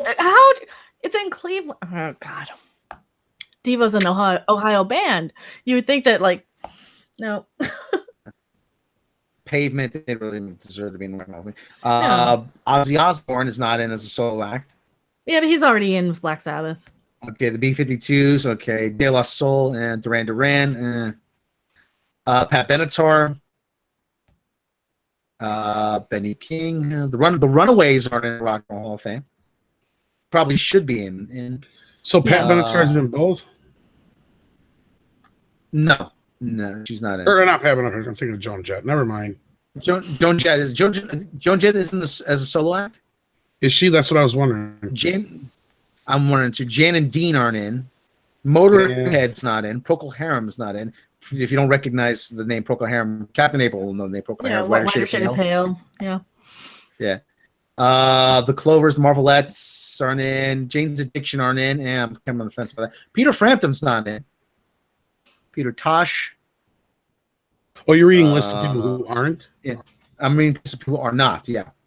Big Star. Well, Big Star is kind of a gray area because they set the stage for a lot of according to rock. Joan Jett's in with the Blackhearts. Okay, but she's not in with the Runaways. With the Runaways. That's what I was. Yeah, I thought you were reading people who were in. Oh, I'm people who are not in. Not. Oh wow. Okay, I said Big Star are not in. And to me, that's kind of. I can't believe the B-52s aren't in there either. Yeah. Yeah. That's crazy. Def Leppard are not. Willie Nelson's not. Eurythmics. What about AC/DC? They have to be, right? They have to be. I don't. I'm pretty sure they are. Joe Cocker is not. Joe Tex, MC5, kick out the jams. Pixies, they don't belong in there. The Replacements.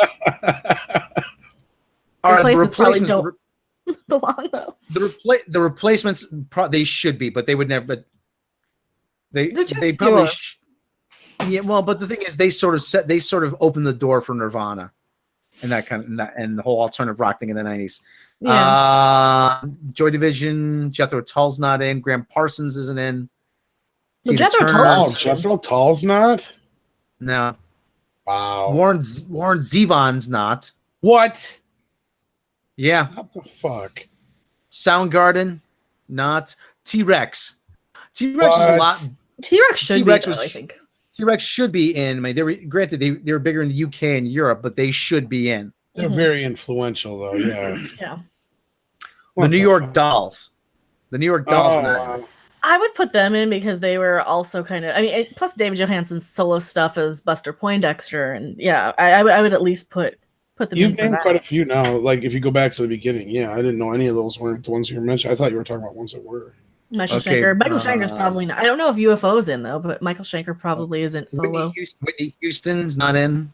The Cure not in. Okay, we're getting down to the top. How can 10. The Cure not be in there? No idea. Okay, Iron Man. These are the top 10 according to Cleveland.com. These are the top 10 acts that are not in the Rock and Roll Hall of Fame. John Coltrane, Nine Inch Nails, Roxy Music. Roxy Music should be in. King Crimson. They should be in. Yeah. Judas Priest should be in. Yeah, should be in. This is actually kind of surprising. Carole King. Okay. What? She wrote every fucking song in the late 60s for other people. The Goffin King, like they're the songwriting duo. They wrote all the Monkey songs that weren't Neil Diamond, you know? How we call Mayo Tenebus by the Busta. No, I have not seen the movie 20th Century Boys. I want to. Okay. Get me on to 5. Okay, The Smiths, not in. I could see The Cure being over The Smiths because The Cure had more songs. They're more recognizable. Okay, 3. Radiohead. Really? That's not really a sacrifice. I could see why they're not. I can see why they're on the list, but not that high. Yeah. Yeah. They were. Janet Jackson. And I'm kind of surprised she's not. Yeah. And Kraftwerk. I would think she's got every criteria met to be in there with it. I would sooner have Kraftwerk because they are so influential, but they weren't so much rock and roll. They were more, well, I guess so because they did new wave, but Cthulhu wants to know if Weird Al's in the Rock and Roll Hall of Fame. he should be. I don't think so. I don't think he is. It's a crime if he's not. I don't think he is. Oh, Spin Diddy. 15 musical artists should be in Rock and Roll Hall of Fame. There's a petition on change.org for Weird Al to get into the Rock and Roll Hall of Fame. Well, for fuck's sake. Yeah. That is blasphemy. You know, it's like he's okay, like the guy who determines whether or not you deserve to be worth a shit. Yeah. It's kind of like your final go-through. Kate Bush isn't in. Well, that's what Kurt Cobain said. Somebody asked him in an interview, he goes, when did you kids know you guys had made it? Oh, when Weird Al wanted to parody our song. Oh, yeah. Definitely. Dave Grohl, I think, said something like that, too, yeah. Dick Dale. Dick Dale's not in Dick Dale should be in. I don't think Kate Bush should be because I don't think... there were so many other sort of crazy sort of new wave sort of women who, in my opinion, were a little bit better than she was, but the Monkeys are not in. The Monkeys should be in. That's kind of... Yeah. I mean, there's how mediocre bands get into the Rock and Roll Hall of Fame. That's actually pretty good question. But there's it's like some sort of petition or something that you have to sign, and you have to kind of be in the Rock and Roll Hall of Fame to make this petition to get other bands in. Like I said, now. So what does Jan Wenner have to do with the Rock and Roll Hall of Fame? Jan Wenner is he's the last word who gets in, who's not, and who doesn't. He has the veto power over who gets in. Like as I said, he wanted Grandmaster Flash in ahead of the Dave Clark 5. Tyler Bioshock says Kiss is in heads the committee. But they deserve to be there. Kiss Even if you don't like them, they are very original. They did something that even at that time, I think they were outgrossing any other acts in concert for years. Yeah. Someone said Eurythmics. I'm like, I don't think so.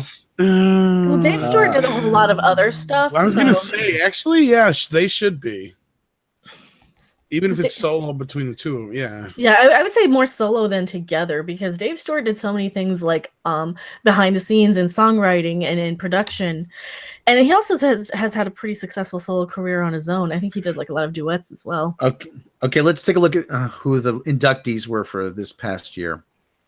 Anthony Altieri, Jethro Tull is not in the Rock and Roll Hall of Fame. Fusion, I think Guns N' Roses are. And I think Def Leppard is not, according to Rob. Def Leppard does not. Fleetwood Mac, I think 2018.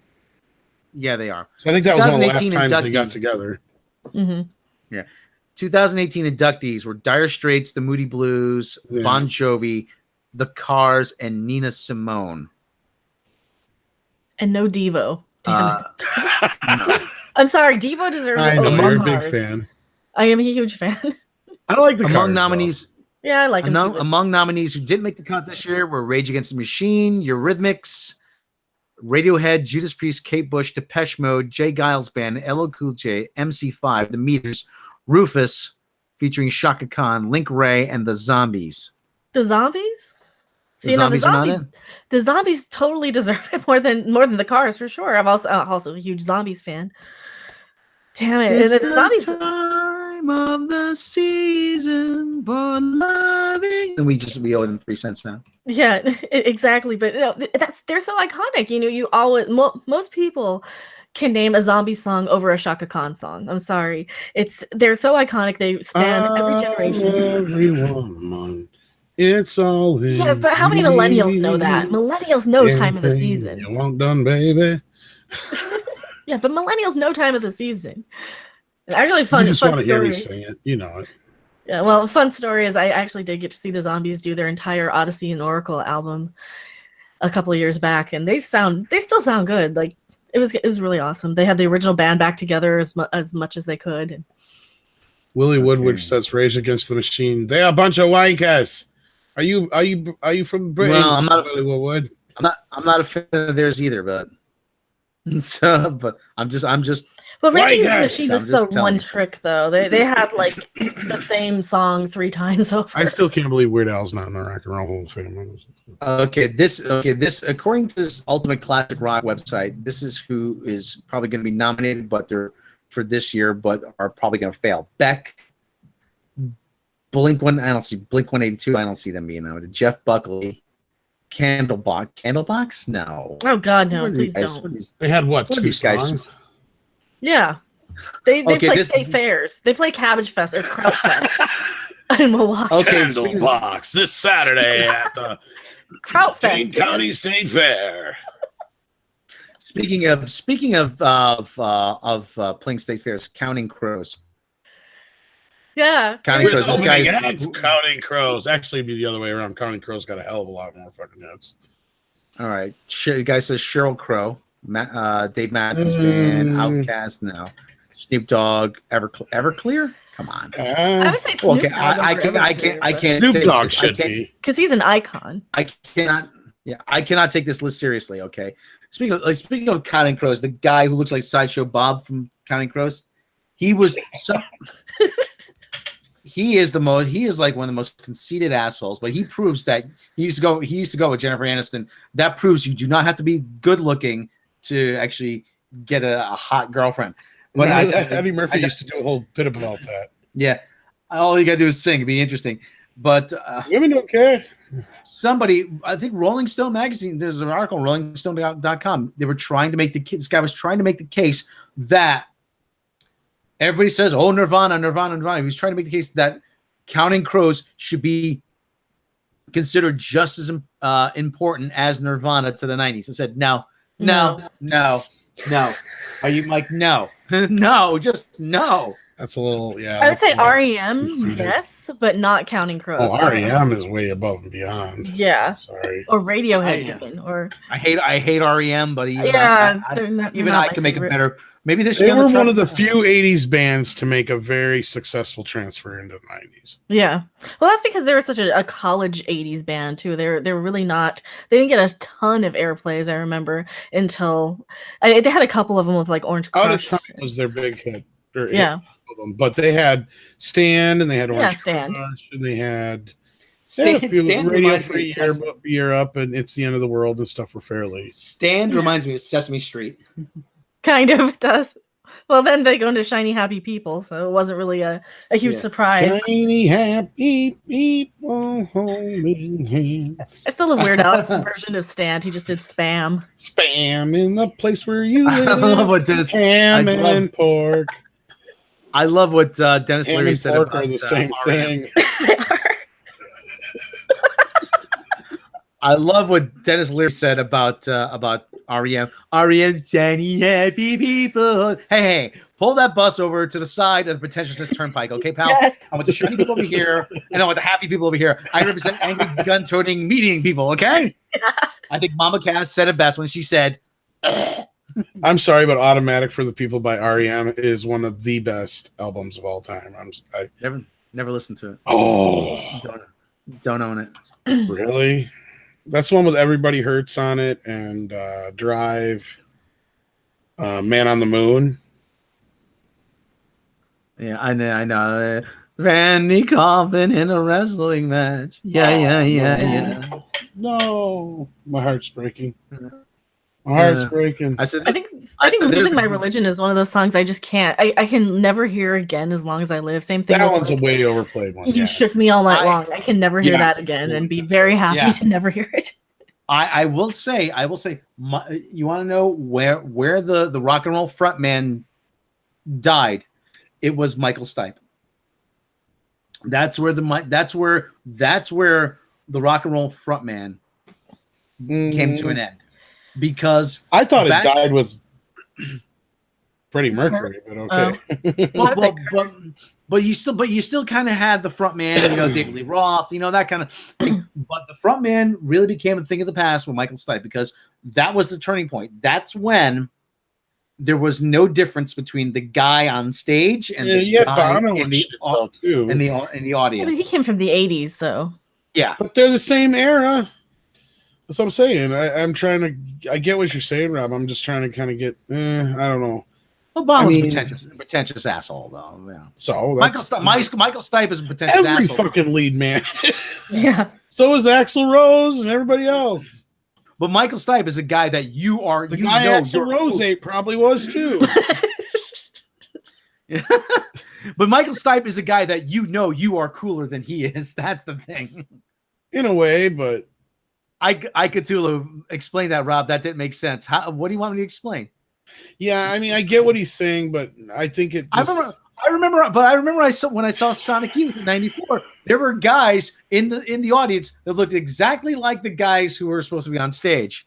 Oh yeah. Well, this is kind of that era too, of like the alternative scene kind of coming up where it was a band and it wasn't like a singer with the backup band. I think it all changed after Freddie Mercury. I do. Outside says, "Shut up, Rob. Music isn't your area." Oh, you think that? Oh, I don't know about that. Oh, yeah. Rob and I know about as much as music as each other, probably. And I'm a music geek, so that's my specialty. No, you think that? I may not have agreed with what he just said, but I will stick up for Rob's bona fides music. Yeah, I usually go to him for music. He's got cred. He's got some cred. I can vouch. He knows shit about bands that you've never heard of, probably. I mean, he may not be no, we're greeting. I'm complimenting him. I'm not I'm not trying to show him up. What do you mean these things change after Queen, Rob Zombie? Well, Tom said definitely. And Marilyn Manson, Trent Reznor. Right. Well, see, those guys were like, let's face it, they were basically ripping off Alice Cooper. Yeah. Yeah, I was about to say I like Marilyn Manson back in the 70s when he was. What I mean, Alice as Cooper. far as the actual rock star, died at that time. I would say. Now, of course, you have your lead stars. You always have your rock stars, but I mean, that quintessential, the guy with that animal magnetism. You know. Mm-hmm. Oh, here you go. Tyler Rodriguez said it best. Everybody in the 2000s was a rock star. Yeah, So if everybody's a rock star, then nobody's a rock star. Yeah, exactly. Kind of. The syndrome principle, right? From The Incredibles, right? If everybody's super special, then nobody's special. Is that like if everybody gets a medal, then nobody gets a medal? Yeah. Yes. Everybody wins. Generation. No, I mean, of course you had rock stars. Of course you had great leading men in bands and women for that matter. But I'd say even Chris Parza says, Tom, stick to your guns. Freddie Mercury was the greatest frontman in any live concert. Yes. Man could bring down any house, no matter what. I never Did you hear about, I can't remember who it was who had to go on after him on Live Aid, but they were fucking pissed. And they're like, there's no way. No way we're going on after that. I can't remember now. I wish I knew who it was. But wasn't it like that? The same thing with the Who not wanting to go on after Hendrix? Something like that, I'd imagine. Watch it was the Who. Captain Robert Abel says he's somewhat curious when Alice Cooper changed from being the name of the band to the name of the lead singer. It was the Alice Cooper Band. Yeah. From what I remember. And even Tom McLaughlin talked a little bit about that. He knew him back when he was Vincent. That was his real name. My brother Dave, actually Dave knows Neil Smith, who was in the Alice Cooper Band. But he hadn't really met him in person. He sells real estate actually now. Does pretty well for himself. Alice Cooper was just one of the smartest men in rock and roll history. Oh yeah. He's not a great musician. He's good, and he knows that. But he used the gimmick to its limit. But he was also theatrical though. You could see, I mean, when you saw Alice Cooper, I mean, they would drag him up on stage, put him in a guillotine. It was all, all that kind of theatric kind of stuff. But there was one time on stage, he was beating up Santa Claus. Mm-hmm. Supposedly it's the name of a witch. I'm like, yeah, I think you're right. I think it's the name of a witch from like Salem witch trials. Michael Network thoughts on Windows. Windows blows. Yeah. Microsoft, we make worse versions of the things you already use. It's just too bad I'm not smart enough for Linux or something, or I'd use that. Yeah, Alice Cooper's original name was Vincent Fernier. Damon Fernier. Yeah. And the original name of the band was Earwigs. And they were renamed the Spiders. I'm not finding. Used to be a band from Long Island named Alice Donut. I remember them Alice actually. Cooper actually. Really? Yeah, they had a song "Mom and Shots Pachinko." Yes. Yeah. WNHU in the station area, they used to play them all the time. Alice Donut. There used to be another band, Elvis Hitler. Not familiar with them. Oh, okay. Alice Donut, Elvis Hitler. There was actually another Long Island band, Psycho Funkopus. Okay, I have heard of them. They were also known as Naz. But Todd Rundgren was already using the Naz. Yeah, the Naz. Todd Rundgren. Actually, I think Rick Nielsen was actually in the Naz. No, it wasn't a Naz. Who else? I'm trying to think. But you had your first stage appearance wore a Beatles wig. The Naz. Well, you've heard the story about Groucho Marx going to see Alice Cooper and like really enjoying the show because that's what it was. It was a show. It was a show. Oh yeah. My brother came up in that era where you had Alice Cooper, you had David Bowie, that kind of era from 72 to 74. We had some really groundbreaking acts.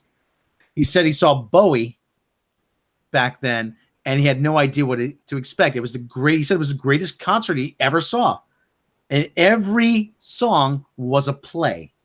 Here's according to Alice Cooper, this is where the name came from. Where they were doing a show on stage, and they had a big, huge spider web in the background. And they were called the Spiders at the time, and they said, well, why don't we call ourselves the Tarantulas? And then they said, let's not be obvious. Let's not call ourselves the Tarantulas. Let's go the other way. Let's go for something that sounds like a little old lady. I said Alice Cooper, and that just kind of stuck. So there really is there's your answer. It was just a name he made up. Remember that story about how the Beatles got their name? The man appeared on a silver pie. You shall be called Beatles with an A. Silver Beatles. Silver Beatles. For Rob and Tom and Random, thoughts on the drug bands of the 1960s: Grateful Dead, Jefferson Airplane, Quicksilver Messenger Service. Oh God, Quicksilver Messenger Service. Oh man, that's my area of expertise. So.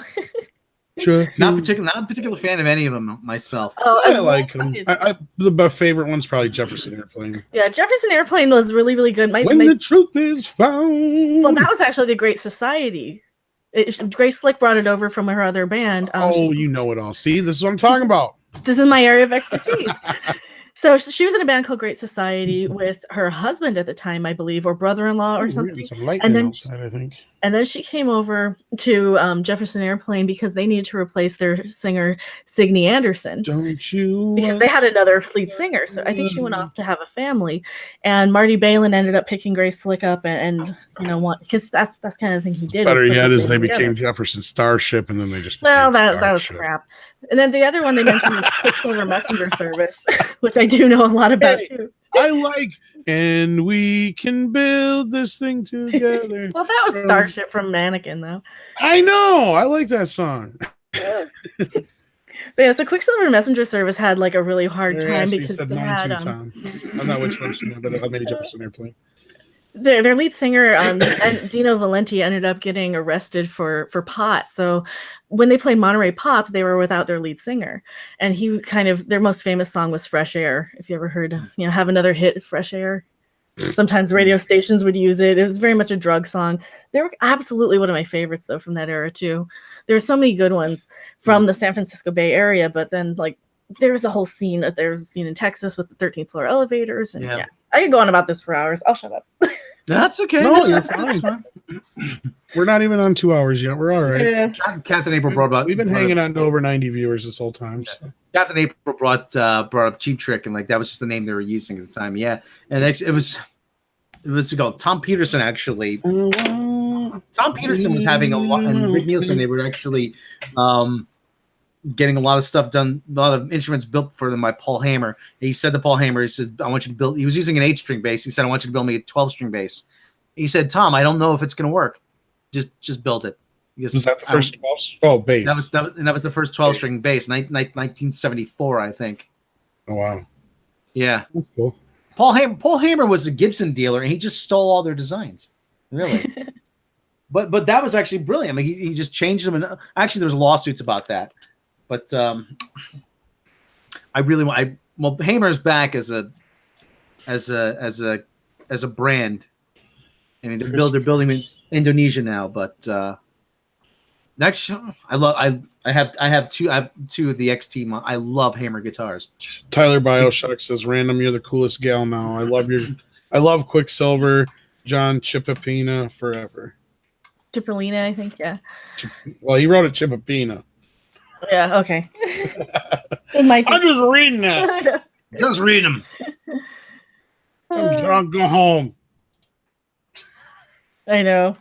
Oh, boy. Well, yeah, Quicksilver Messenger Service is one of those great bands. Like, I just love that whole Bay Area scene. And, you also had, like, Country Joe and the Fish that had a great, amazing run from that era, or the area. And it's 1, 2, 3. What are we fighting for? They actually played twice at Woodstock. Country Joe played once solo on the second day because they ran out of acts because a lot of the acts well, I think they had to fill time because they ended up having people going on super early on Saturday. So Country Joe played solo separately and then with the Fish Electric on Sunday. I know too much about this era. Yeah, Steven Anderson says, isn't 12-string bass kind of overkill? You think it would be, but actually, if you listen to those early Cheap Trick albums, it's not. I mean, didn't I see you crying? When you see them live, I mean, he plays the 12-string bass. How still. Is Spinal Tap in the Rock and Roll Hall of Fame? That's all. No, but they should damn well be. They should. I have no issue with putting Spinal Tap in the Rock and Roll Hall of Fame. Any thoughts on the band? Any thoughts on the band Pink Cream 69? Are you sure that's a band, not a porno movie? But the question is, if we get into Rock and Roll Hall of Fame, are we going to do Stonehenge? No, we're not fucking doing Stonehenge. Yeah. Yeah. Mary Ashby, a lot of bands use 12-string bass now. Yeah. Thanks for leaving hanging there, Rob.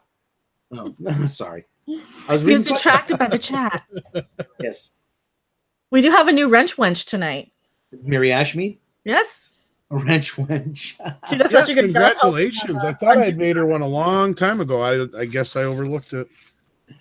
I try to get those that are not only our regular fans that are on all our different chats, but people we can trust in the chats who can keep you guys in line and help us out with links and stuff. Spinal Tap is dope, yes. Tyler Bioshock asks, anybody an XTC fan? I am not. Are they still the loudest band in the world? XTC? Actually, I love the Dukes of the Stratosphere. It's the XTC side Spinal band. Tap. Oh, I hope they are. No, Spinal Tap, yeah. They were the loudest band in the world. Marshall actually had some guys, a man who worked on the bomb to work on amplifiers. the ad, this goes to 20. That's 9 higher than 11. I remember that. Crank it up to 11. 11. But why don't you just have that extra kick? We need that extra push. Just crank it up to 11. Yes. But why don't you just have 10 be louder and then have 10 be the loudest? Please go to 11. I love that. It's all in the timing, too. Fucking Christopher Guest is one of the most underrated comedians of all time, and the most forgotten Saturday Night Live members as well. Yeah. Yeah, there's a bit he used to do with the two guys and the Willie and the other guy. Yeah, you know, I was taking that, what do you call it, a ball peen hammer? Yeah, ball peen hammer. Yeah. And then I walked over to her and you put your head in the bench grinder? Yeah. Sure, it wasn't the best, but that was the slow times on Saturday Night Live, kids. At least it was probably better than the shit we get now most of the time. I haven't been a huge fan of Saturday Night Live for years. Yeah, I haven't watched it in like 20 years probably. Once in a great while. Captain April. Another note about the Dead in Monterey when the Who didn't want to follow Hendrix, vice versa. The Dead volunteered to play between. Yeah. Oh yeah. And actually, the Birds were at Monterey too. Actually. Willie Woodward and Eric Burden after he left the Animals, the British version of the Animals, Eric Burden came over and with like a whole new psychedelic band. Yeah, Willie Woodward. Christopher Guest was on SNL. Yes, he was. Yes, he was during the '80s with Billy Crystal. Rich Hall part of that cast. All the members of Spinal Tap were on SNL at one time. Yes. Cheer. And yes. You might think, well, wait a minute. I don't ever really remember seeing what's his face, Michael McKean. Well, that's because he did it later in life for some reason. Yes, he was on during the '90s.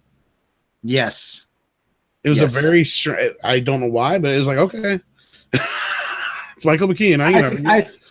I think they needed someone to give them credibility. Kind of a veteran, yeah. Yeah. But yeah, so yeah, and the old guy Harry Shearer was back in the day. And of course everybody knows who Harry Shearer is through the Simpsons and stuff. Let's just kind of yeah. Skinner and one of the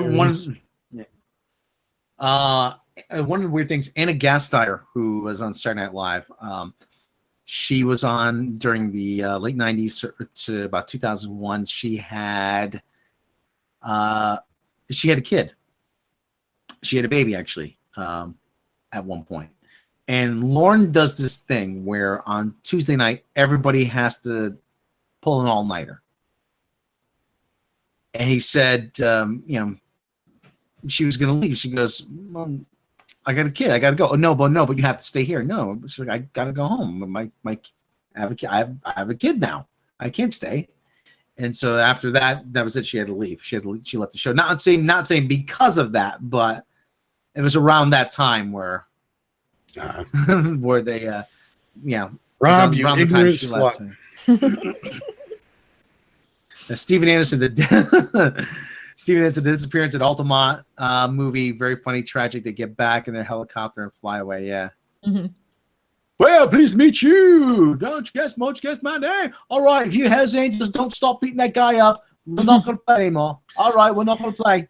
I Cthulhu. I listen to some newer music from time to time. I'm just very selective. I mean, Ghost is amazing. I think we all find stuff. Yeah, I think we all find stuff here and there that turns us on. It's getting harder to find phrasing, to find stuff that's appealing. Really I don't deny that I'm old now and that a lot of music since say like 2000 is just not my style or whatever, or maybe 2005 somewhere in there. I don't know.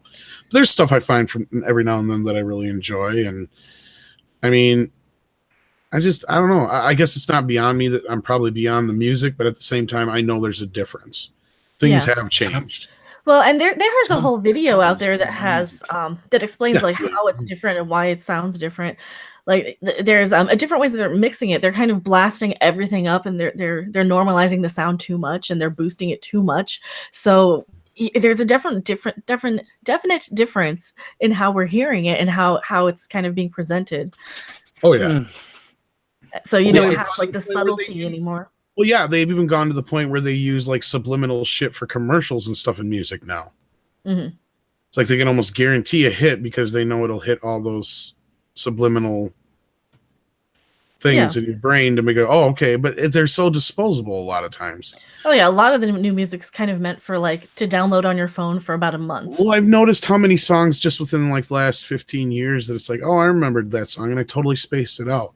But it's like a lot of older stuff I will never forget ever. Oh, absolutely. I can tell you what album it's on, and Yeah, I can tell you what track number, what side it is, where they breathe, where you can hear them take a breath, where you can hear them clear their throat, how the pick sounds against the string. Now you don't have any of those nuances, and you don't get to study albums like that anymore because the album is kind of lost. That's a good point. I think the album has kind of been lost. Mm-hmm. I mean, still people sometimes do albums, but in the YouTube generation after Napster, all that shit changed music.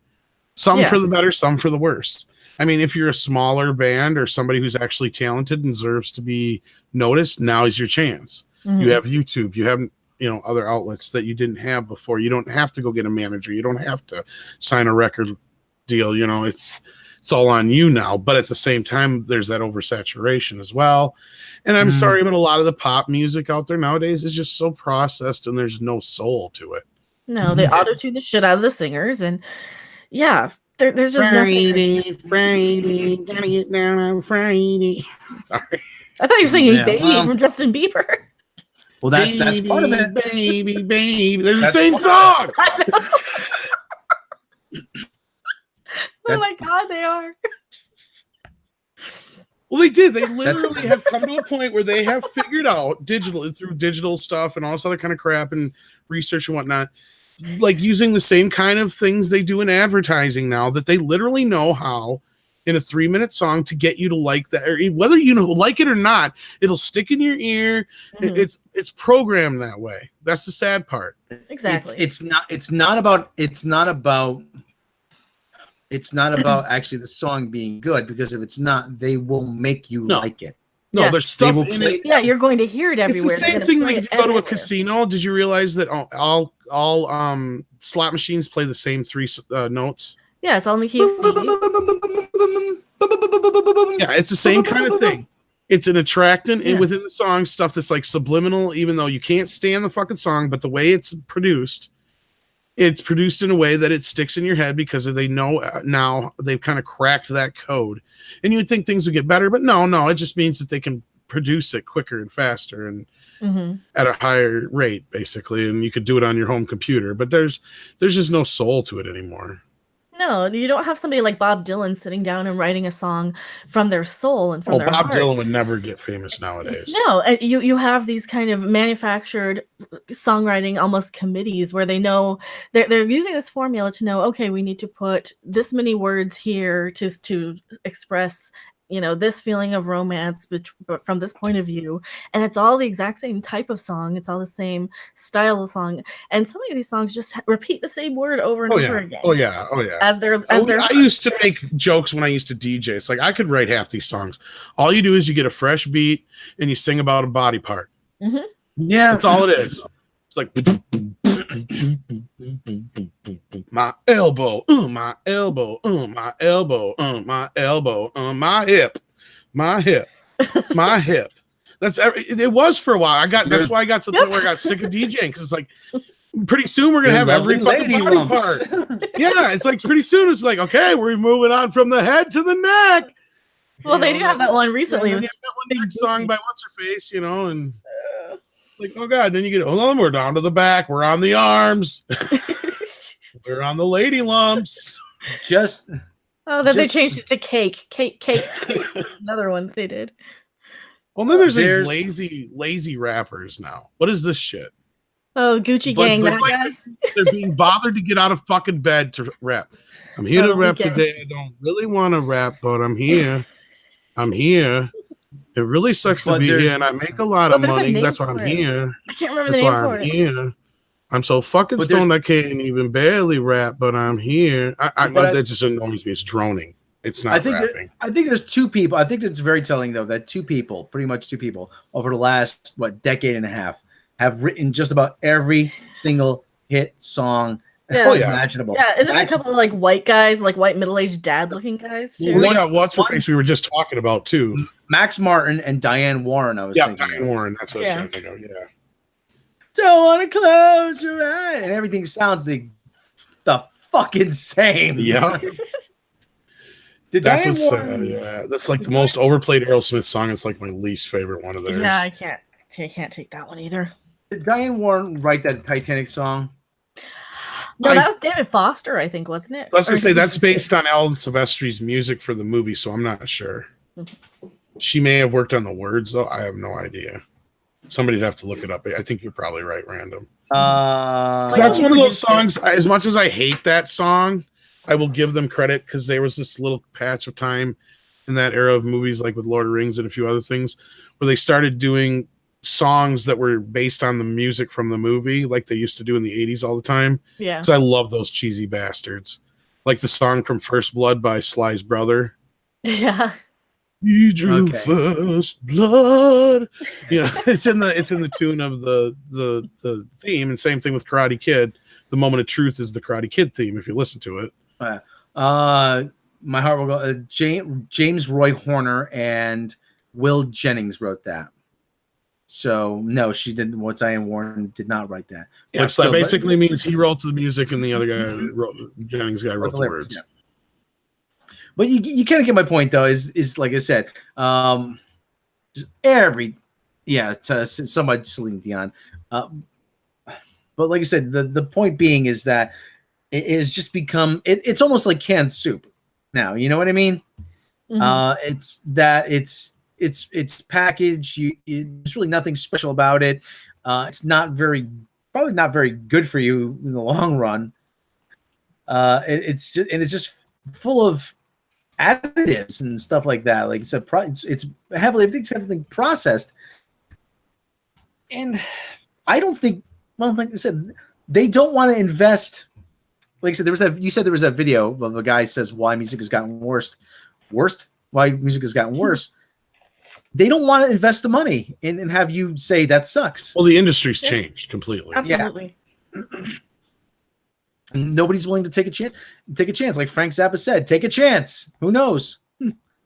And now you have the hip young guys. No, we can't take a chance on that. And I know. Well, and you had the same thing up through in the 80s and 90s when you had a lot of the rap labels start.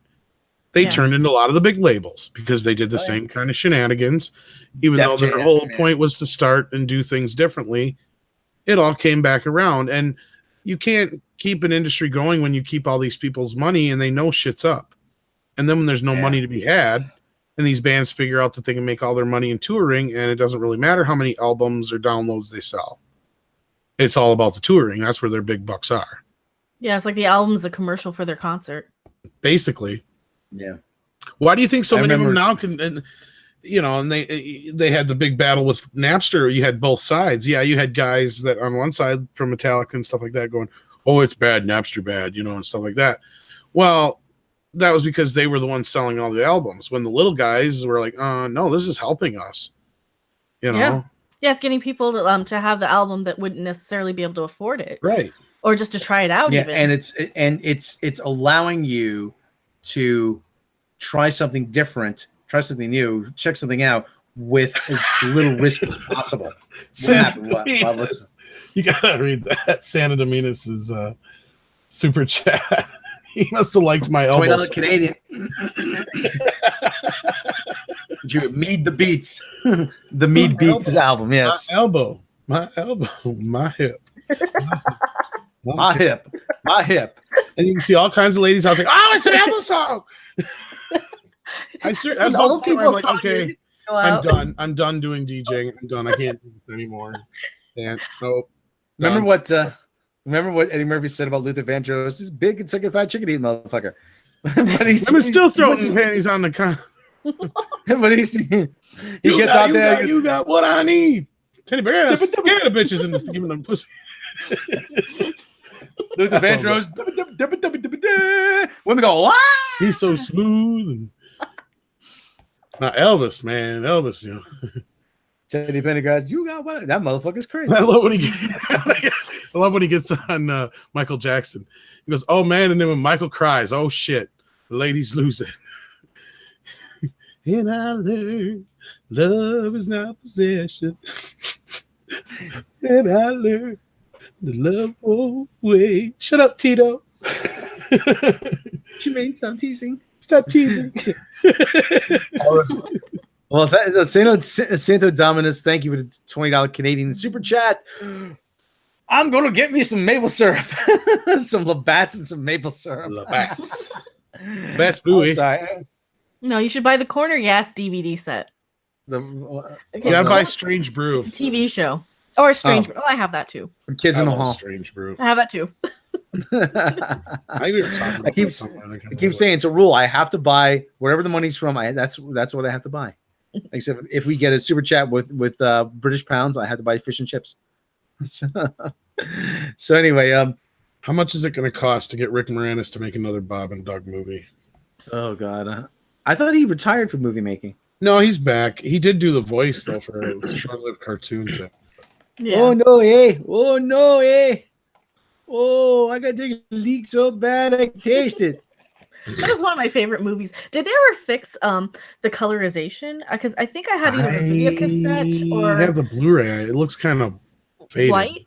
Is it really white? Because Yeah. I had one version that was just so washed out. I can't remember if it I was a think VHS it's always or kind of DVD. looked washed out, so I'm not sure. Yeah, Mm. I mean, But, the Blu-ray looks nice, but it could look well, better, I'm sure. The movie proves one thing: Max von Sydow will do anything for a paycheck. Hey, Yeah, but he was great at that. that is a fucking an unsung classic by far.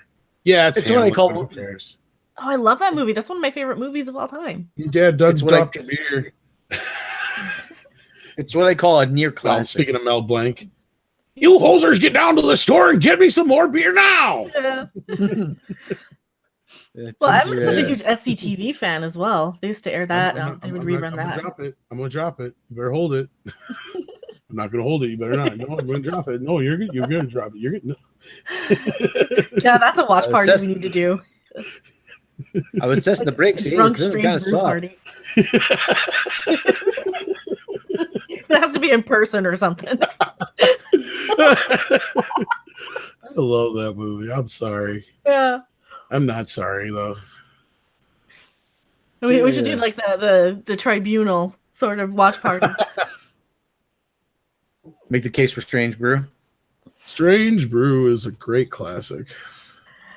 Yeah, filmed in Toronto. All filmed in Toronto. yeah. Of course.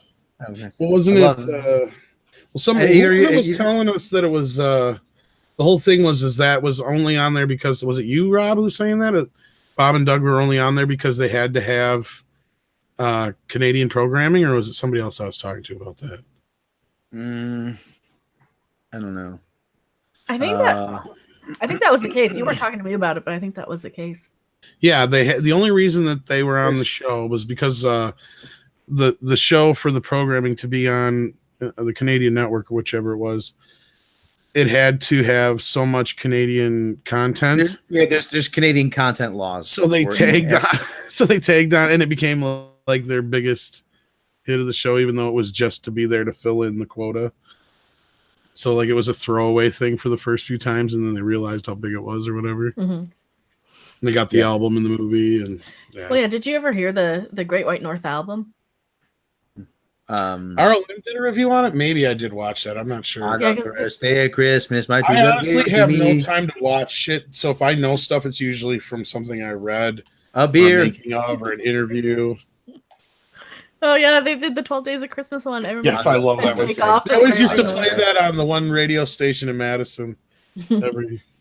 On the second day of Christmas, my true love gave to me 2 turtlenecks and a beer.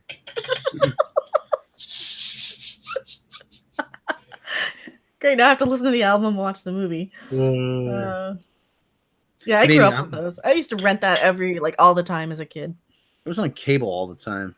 Yeah, it might have been too. I'm trying to remember the first time I saw that. I'm sure I saw it when I was really young. I'm sure I saw it when it was just on cable or something. Well, and oh, go ahead. Oh, I know that I was watching SCTV probably around the time I had an Atari 7800, so probably like 1988. Oh wow. Well, I know it was an older movie, but back then it would usually take a couple of years for movies to hit video. Mm-hmm. And there's a good point in time, I don't remember which podcast I brought this up on now. It's been so many.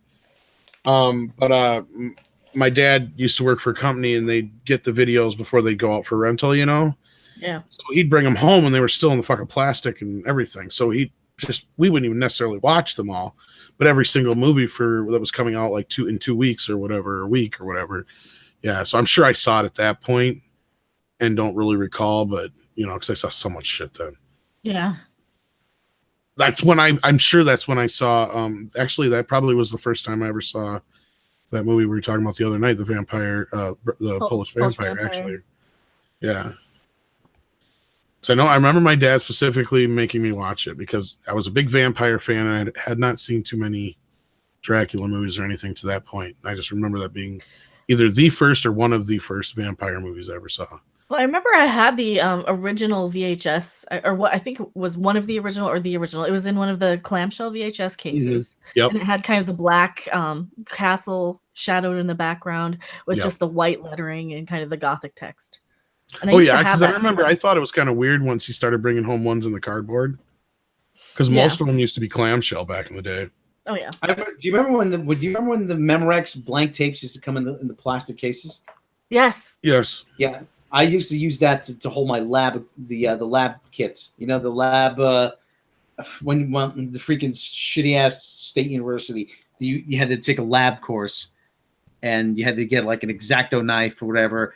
And they said, "Oh yeah, it's $10 for the kit, but it's $25 for the case." I was like, "Fuck you! I'm not paying for the case." And I got one of those, and like it's plastic. It'll keep the thing from the blade from piercing the back of the back of my backpack. Jonathan Thornton. Go ahead. Yes. Oh, I was about to read that. Go ahead. Ever hear "Happy with What You Have to Be Happy With" by King Crimson? The 2008 album "Power to Believe." It's a parody of modern rock music. I probably have, because I've heard the album before. I know what you're talking about. Yeah, it's just been so long. Like, yeah, probably since when it came out. I'm sure somebody showed it to me, because I remember him. Yeah. Haven't you talked about him before too, Random? Well, just their early stuff, King Crimson. I haven't really heard anything later. Actually, I do spend some money in Canada sometimes. I buy a lot of the Shirt Punch shirts. They come out of Canada. All those cool shirts I show you guys all the time. Yeah. Does Canada have laws where the shirts have to be nicer than the ones used in America? They have to be I was telling you that, wasn't it? There are nice shirts, man. They last forever. And the only time I ever had a problem with when I sent something to them and they sent me a newer one, it looked so good. It was like, okay, I can see why they did it, because it was a fuck up. But it was like, yeah, they're really good shirts. I wish if they want to give me some money or some free shirts, I'll take it. But I've always been a fan of them. So well, you can also probably contact them and say, "Hey, I'd like a sponsorship sort of thing." I don't know. We've always kind of talked about it, but Andre's kind of always made a rule that we don't pursue it. If somebody wants to come to us, we'll consider it. Mm-hmm. We've never had it happen yet, surprisingly.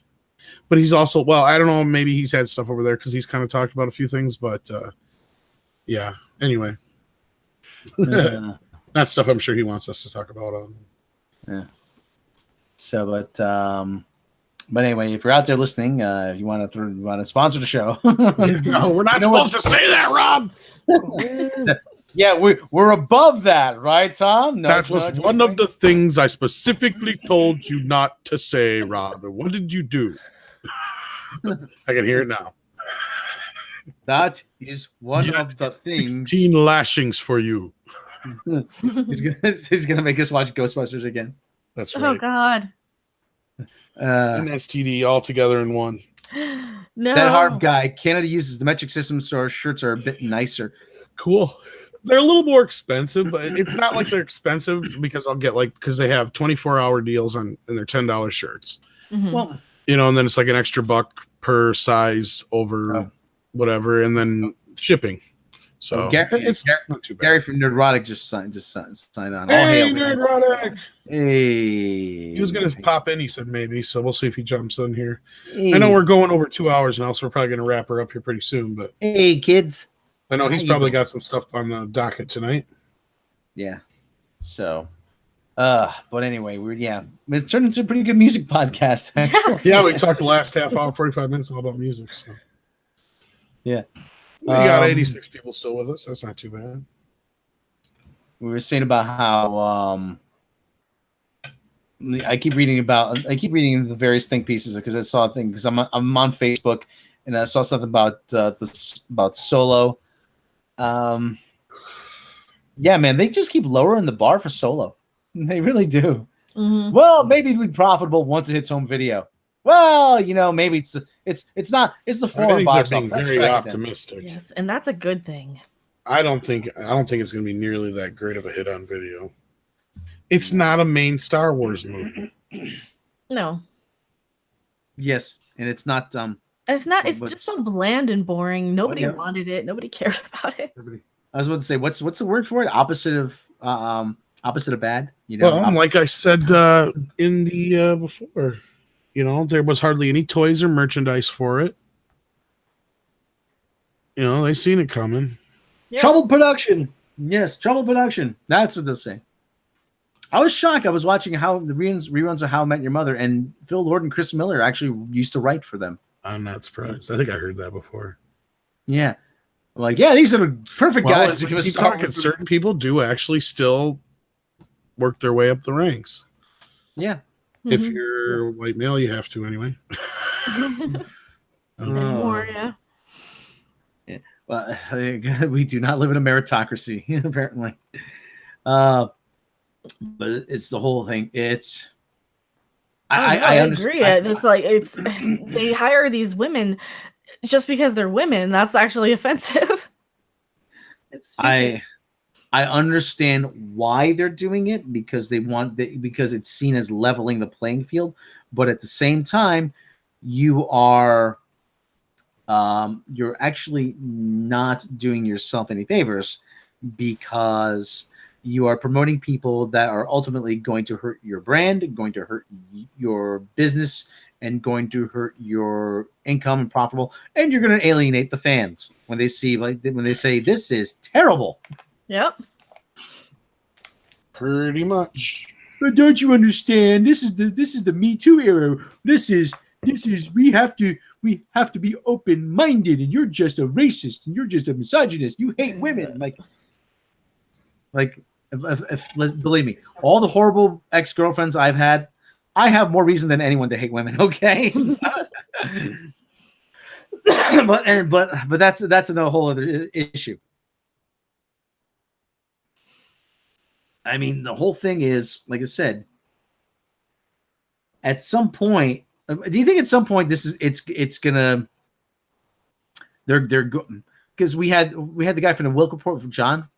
He said, "Oh, they're gonna keep doing this." I gotta think at some point somebody's gonna step in and say, "Wait a minute, we can't keep doing this." Yeah, they won't publicly admit it, but they'll do it. No, they almost have to because I think you're already having like men sue these college like clubs or sort of courses that are like no men allowed sort of things. There's something where some man sued for discrimination because he was allowed. Oh, I love that movie. Snoop. Oh, I love that movie. I so love that movie.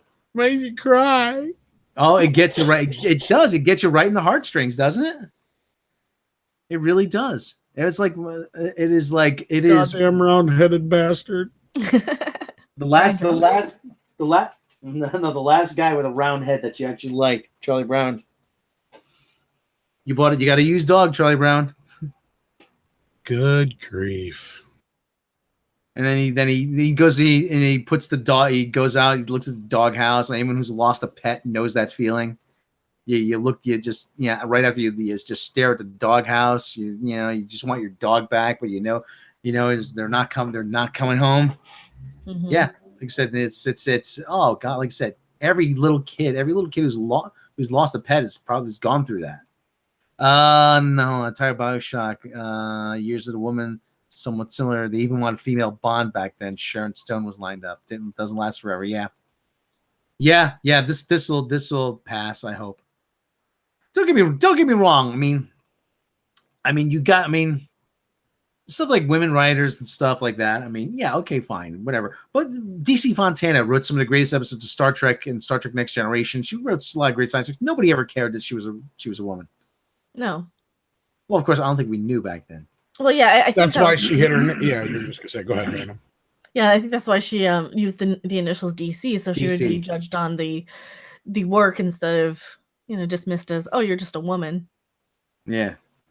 So, there's a line actually from the original pilot of Star Trek. I'm not sure about having a woman on the bridge, and Major Barrett looks like what? Jack Ben. Yeah, I think we're getting kind of long in the tooth right now here.